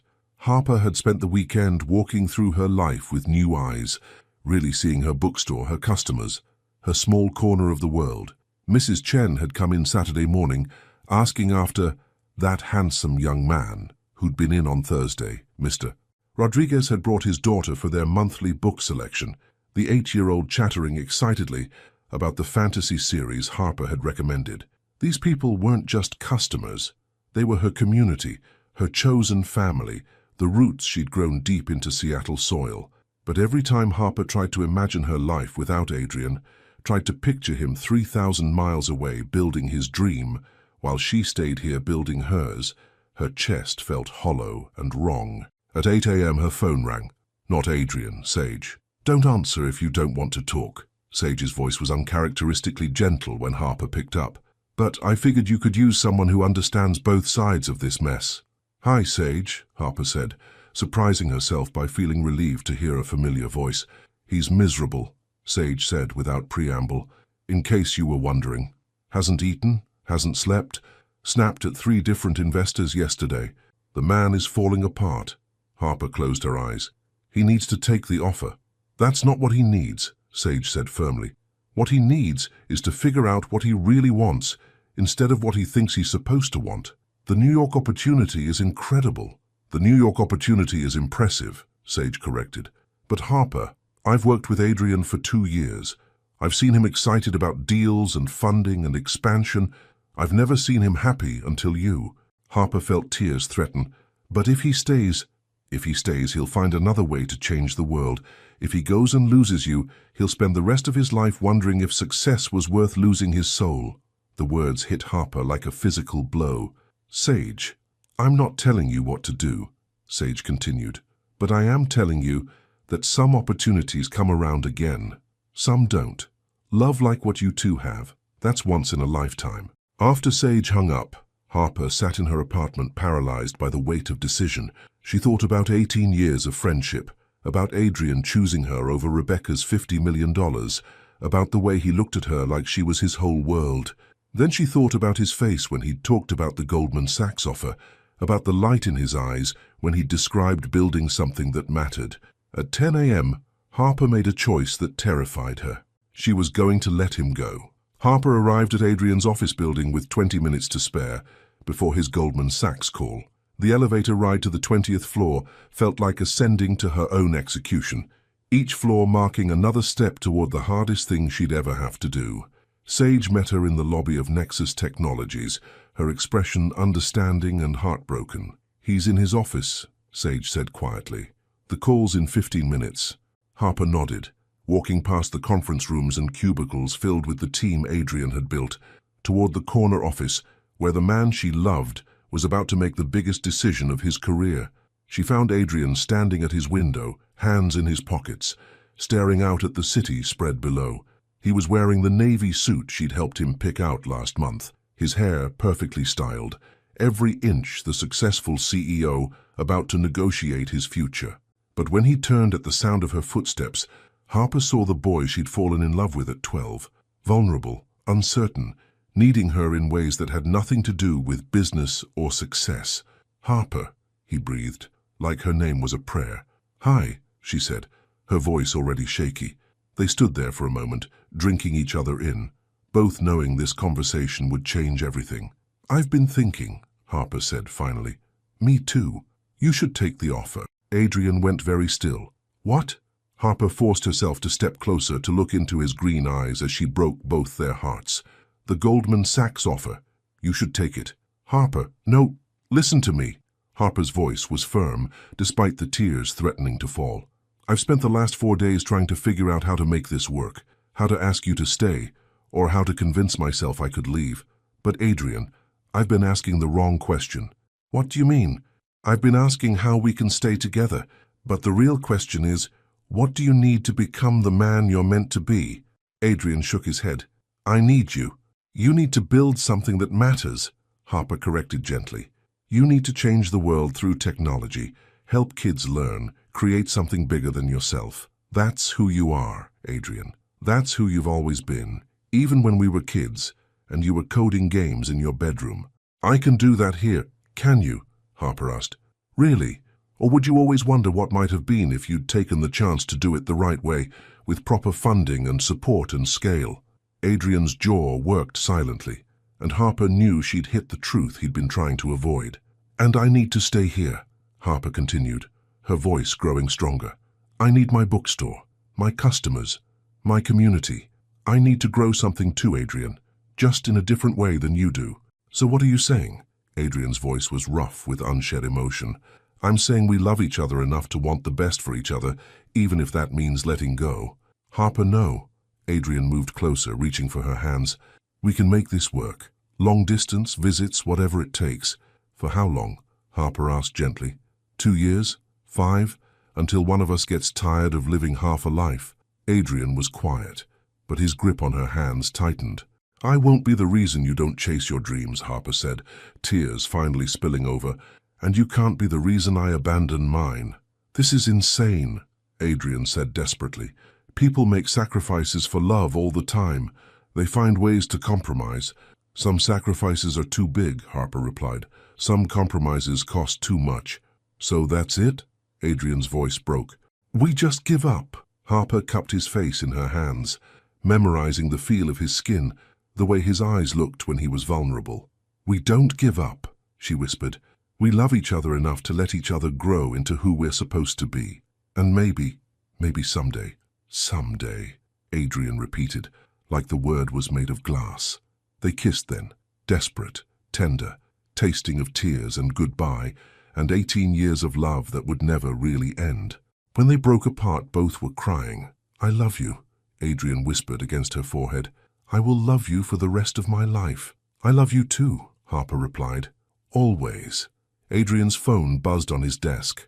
The Goldman Sachs call. Harper stepped back, wiping her eyes, trying to compose herself. Take your call, build something amazing. Harper.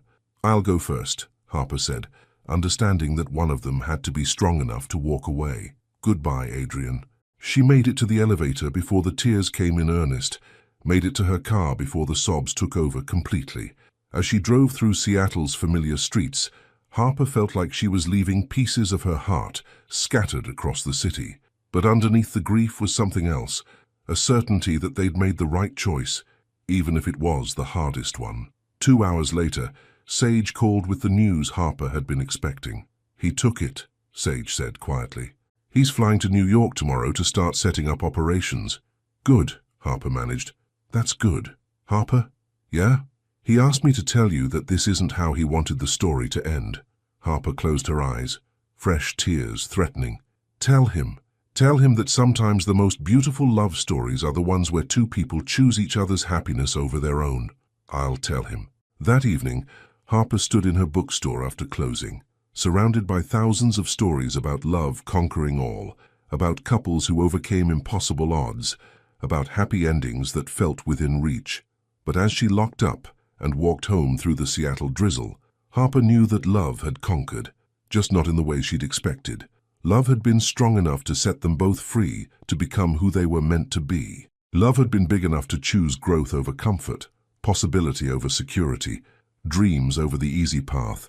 It wasn't the ending Harper had written in her head during those perfect months of falling in love with her best friend, but it was, she realized with a strange peace settling in her chest, exactly the ending their story needed, even if it broke her heart to write it. 2 years later, Harper still came back to that park, but this time with peace in her heart. Green Lake stretched before her in the golden light of a Seattle autumn, its surface reflecting maple trees painted in shades of amber and rust. The bench where she sat was the same one where she and Adrian had shared countless conversations over the years, about dreams and fears, about the future that had seemed so certain when they were young. 2 years. 2 years since she'd walked out of Adrian's office, and let love become something bigger than possession, bigger than need, bigger than the safe harbor they'd found in each other's arms. Harper opened the book in her lap, an advance copy of Digital Bridges: How Technology Can Transform Education by Adrian Collins. His author photo on the back cover showed a man she recognized but who looked different somehow, older, more confident, with laugh lines around his eyes that spoke of genuine happiness. She'd followed his success from 3,000 miles away, through industry articles and Sage's careful updates. Nexus Educational had become exactly what Adrian had envisioned, a company that created learning tools for children with disabilities, apps that made coding accessible to kids in underserved communities, platforms that turned struggling students into confident learners. He'd been featured on magazine covers, given TED Talks that went viral, won awards for innovation in educational technology. He'd changed the world, just like Harper always knew he would. And she'd grown too in ways she hadn't expected. Page & Prose had evolved from a small neighborhood bookstore into something more, a community hub that hosted reading programs for adults learning English, book clubs for teenagers aging out of foster care, literacy workshops for parents who wanted to read bedtime stories to their children but had never learned how themselves. Last month, Harper had signed papers to open a second location in Tacoma. This one focused entirely on community outreach and educational programs. The Harper Lewis Foundation, named by her board of directors despite her protests, was being funded by a combination of city grants, private donations, and her own steady reinvestment of profits into something larger than herself. She'd learned that dreams could grow and change shape, that success didn't always look like what you'd imagined when you were young and thought you had all the answers. Her phone buzzed softly. A text from Sage, who'd become not just a business contact, but a genuine friend over the past 2 years. Sage, seeing my Seattle girl today. Adrian's in town for the tech conference. Thought you should know. Harper's heart stuttered, then settled into a steadier rhythm. She'd known this day would come eventually. Seattle wasn't big enough for someone of Adrian's stature to avoid forever, and she'd made peace with the possibility of running into him, or so she'd told herself. Harper, thanks for the heads up. How is he? Sage, good, really good. But Harper, he asks about you, every time we talk. Harper stared at the message, then at the book in her lap, then at the lake where she and Adrian had skipped stones as children, dreamed about the future as teenagers, fallen in love as adults. Harper, and what do you tell him? Sage, that you're amazing, that you're changing lives, that you're happy. Harper, am I? Sage, aren't you? Harper considered the question seriously. Was she happy? She thought about her morning routine, coffee and sunrise in her apartment that she'd finally redecorated to suit her own taste, rather than some magazine's idea of sophistication. She thought about her work, about Mrs. Chen, who now volunteered at the literacy workshops, about young Marco, who'd gone from struggling to read to devouring fantasy novels, thanks to her recommendation of graphic novel adaptations. She thought about the man she'd been seeing for the past 6 months, David Kim, a social worker who understood her passion for community building, who made her laugh over shared Thai takeout, who kissed her goodnight with gentle affection that felt safe and warm and utterly different from the earth-shattering intensity she'd shared with Adrian. Harper, yes, I think I am. Sage, he'd be glad to know that. Harper was about to put her phone away when another message appeared. Sage, the conference ends at 5. He's giving the keynote at the convention center. Just saying. Harper laughed despite herself. Sage had all the subtlety of a freight train when she decided to meddle. Harper, just saying what? Sage, that some stories don't end where you think they do. At 4:45, Harper found herself standing outside the Washington State Convention Center, Adrian's book clutched in her hands like a talisman. She'd changed clothes 3 times before settling on a simple blue dress that brought out her eyes, not because she was trying to impress anyone, she told herself, but because she wanted to feel confident walking into Adrian's world. The lobby was packed with tech professionals, venture capitalists and entrepreneurs who all looked like they belonged in magazines. Harper recognized several faces from business journals, people whose companies had been featured in the same articles that profiled Adrian's success. She found a seat toward the back of the auditorium, just as the lights dimmed, and a moderator took the stage to introduce the keynote speaker. Ladies and gentlemen, please welcome the founder and CEO of Nexus Educational, Adrian Collins. The applause was thunderous as Adrian walked onto the stage, and Harper's breath caught in her throat. He was magnificent. 2 years in New York had refined him in ways that went beyond his perfectly tailored suit or his confident stride. There was a gravity to him now, a sense of someone who'd found their purpose and was living it fully. When he smiled at the audience, it was the smile of a man who knew exactly who he was and what he was meant to do with his life. But when his eyes swept the crowd and found hers, 20 rows back and trying to blend into the shadows, that polished exterior cracked just enough for Harper to see the boy she'd known for 18 years. Adrian stumbled slightly over his opening words, his gaze lingering on her face for a heartbeat longer than was appropriate for a keynote speaker who'd just spotted someone in the crowd. Then he recovered, launching into a presentation about the intersection of technology and empathy, about building tools that served humanity rather than replacing it, about the responsibility that came with the power to shape how children learned and grew. Harper found herself mesmerized, not just by his words but by his passion. This wasn't the Adrian who'd been driven by success and recognition. This was someone who'd found meaning in his work, who spoke about changing the world not as a grandiose ambition, but as a daily responsibility. When he finished, the standing ovation lasted nearly 3 minutes. Harper slipped out during the applause, not ready for the conversation that would inevitably follow if she stayed. She made it to the lobby before she heard her name. Harper. She turned, and there he was, Adrian Collins, tech mogul and keynote speaker, looking at her like she was the only person in a room full of hundreds. "Hi," she said softly. "Hi yourself." Adrian moved closer, stopping just out of arm's reach. "Sage said you might be here." Sage has a big mouth. Sage cares about people she loves. Adrian's smile was gentle. She's not wrong about that being a rare quality. They stood in the bustling lobby, surrounded by conference attendees networking and making deals, but Harper felt like they were in their own private bubble. "You look—" Adrian paused, seeming to search for words. "You look radiant. Happy. Thank you. You look pretty good yourself." Harper gestured toward the auditorium. "That was an incredible presentation. You're doing exactly what you always dreamed of doing." "Some of it," Adrian agreed. "The work is everything I hoped it would be. The company's thriving. We're making real changes in how kids learn. It's been—" He paused. "It's been fulfilling in ways I didn't expect." "But—" Harper heard the unfinished thought in his voice. Adrian looked at her for a long moment. "But it turns out success is a lot less meaningful when you don't have anyone you really want to share it with." Harper's heart clenched. "Adrian, I'm not trying to reopen old wounds," Adrian said quickly. I needed you to know that letting you go was the right choice and the hardest thing I've ever done." "I know," Harper whispered. "For me, too. Sage tells me you're opening a second location, that you're changing lives through literacy programs." Adrian's smile was proud and genuine. "I'm so glad you found your way to make a difference." "I learned from the best," Harper said. "You always knew that success meant more than just profit margins." "I learned that from you," Adrian replied. "From watching you build community one customer at a time, from seeing how you made every person who walked into your store feel important." The crowd around them was thinning as conference attendees moved toward evening networking events. Soon they'd be alone in the lobby, and Harper wasn't sure she was ready for the intensity that privacy would bring. "I should go," she said reluctantly. "Should you?"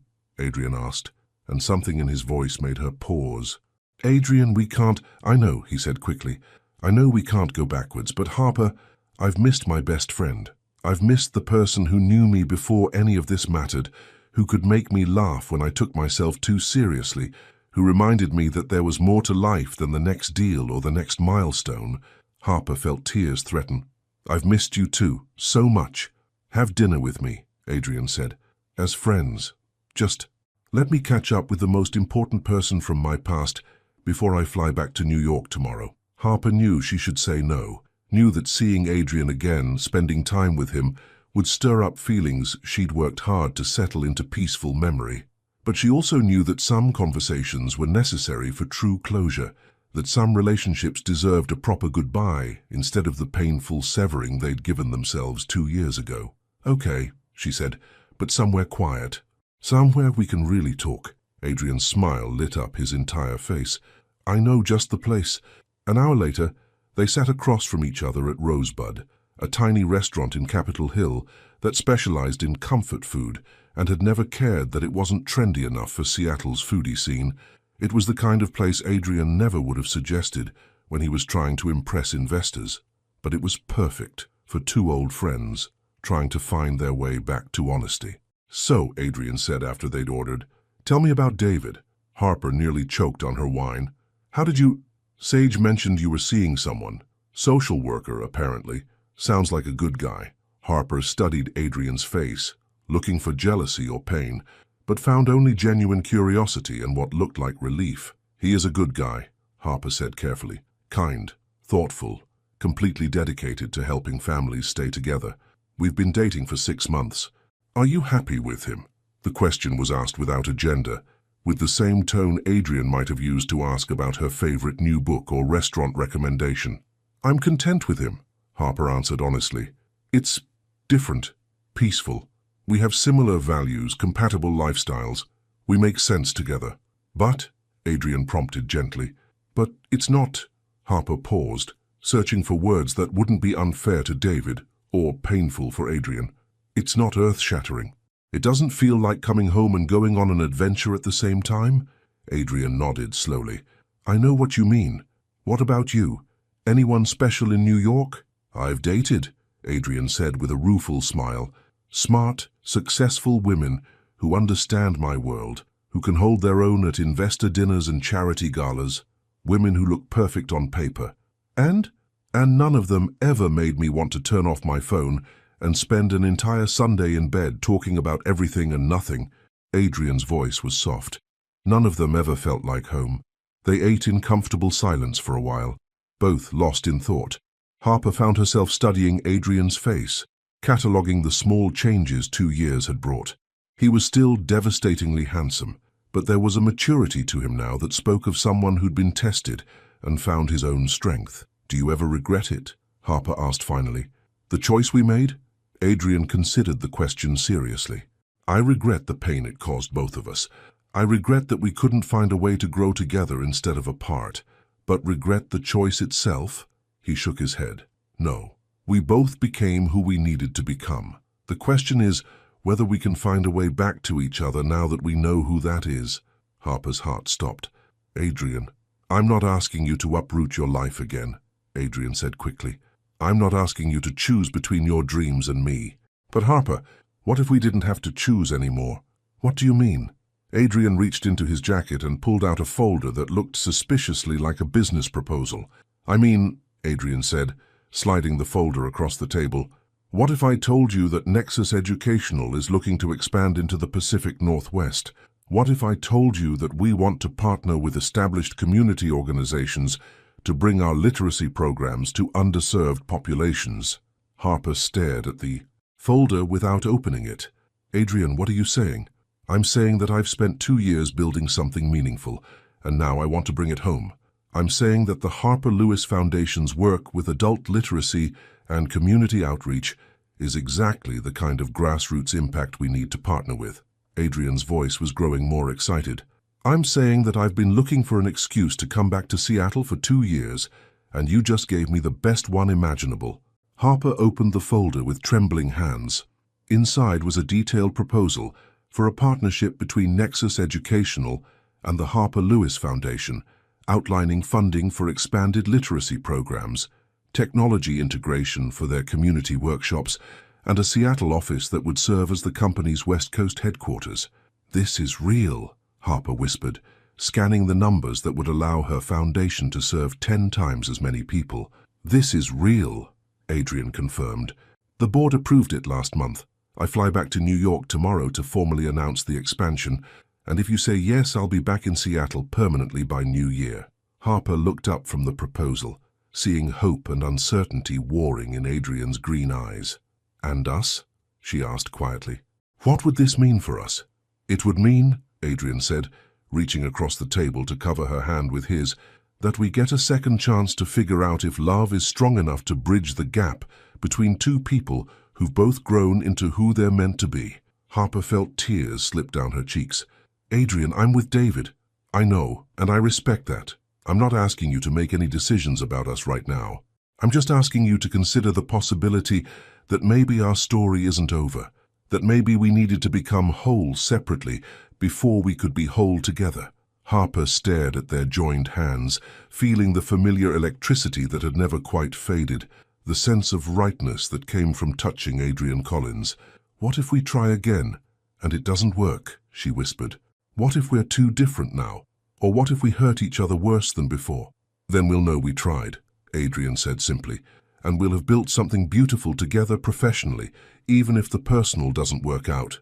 But Harper, his thumb traced across her knuckles, what if it does work? What if we're finally ready for the love we were too young and scared to handle before?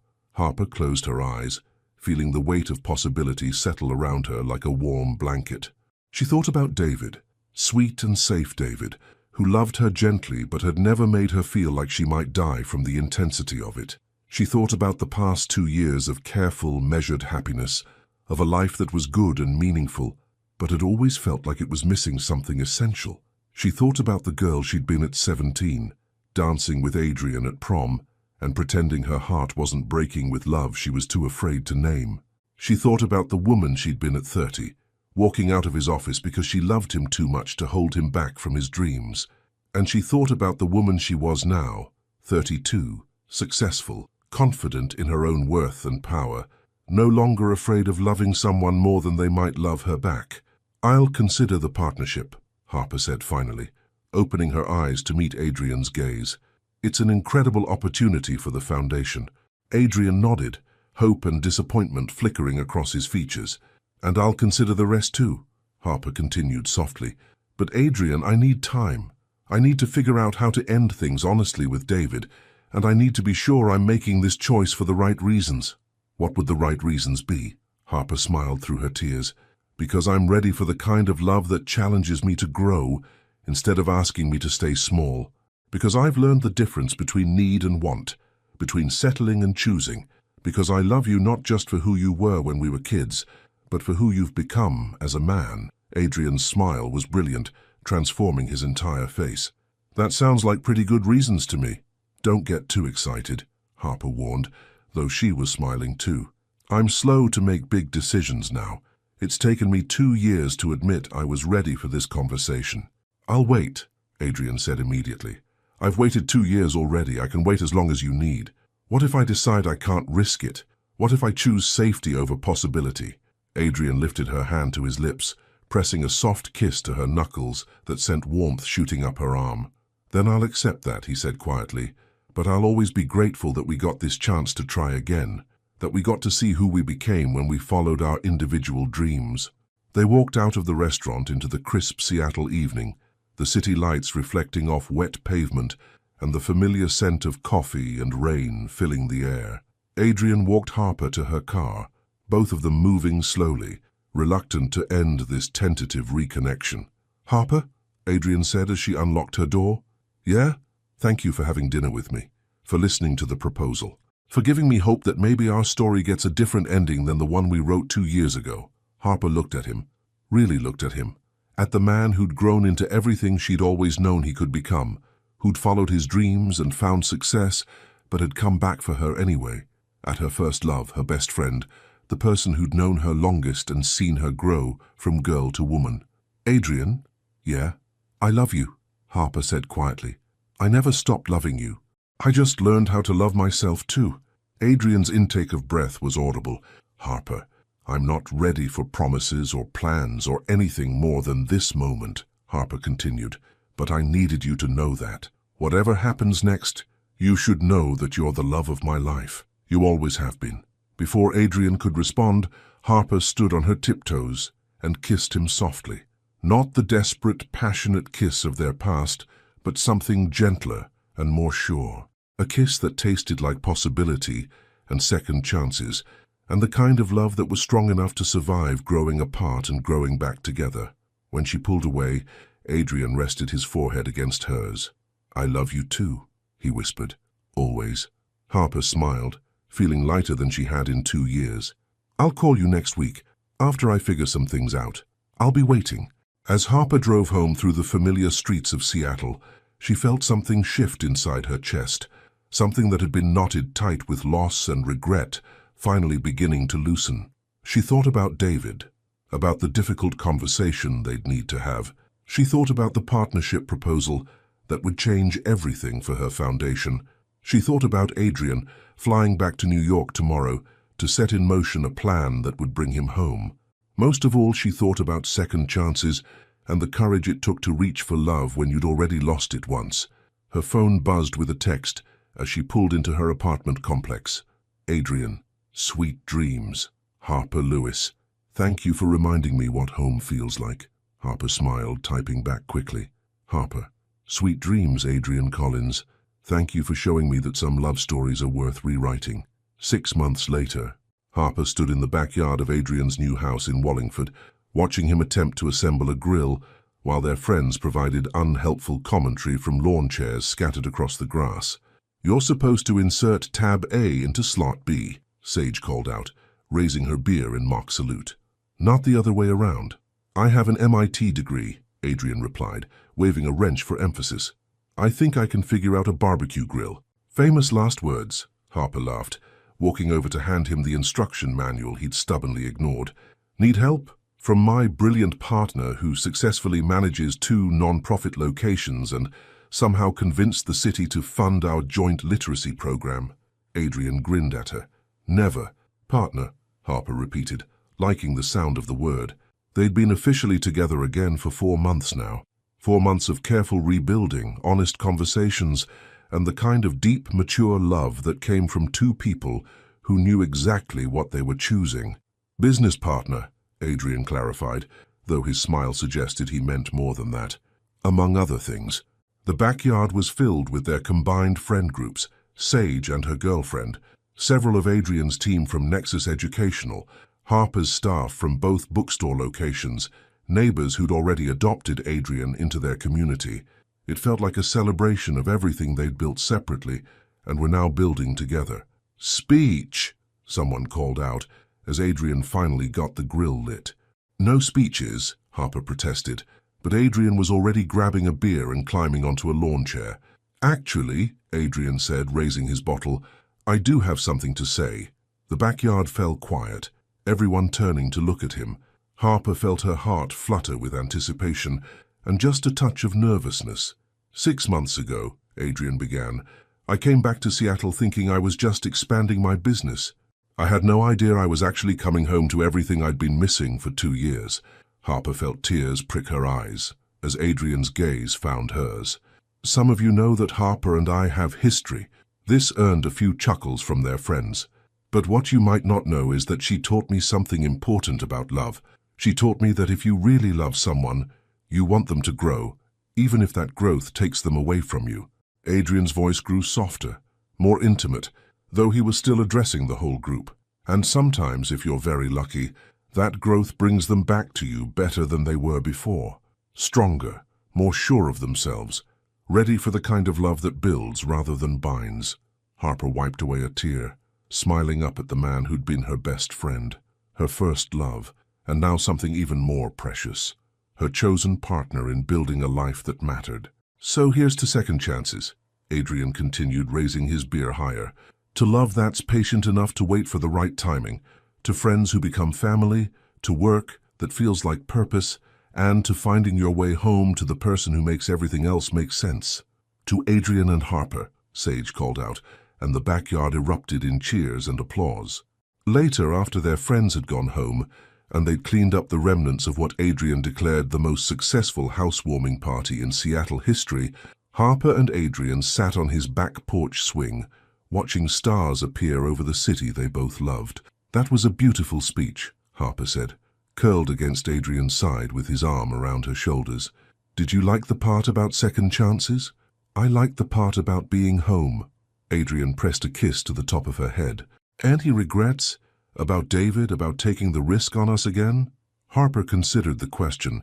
Breaking up with David had been difficult but necessary, a conversation about timing and readiness and the difference between loving someone and being in love with them. He'd been hurt but ultimately understanding, and Harper hoped he'd find someone who could love him with the intensity he deserved.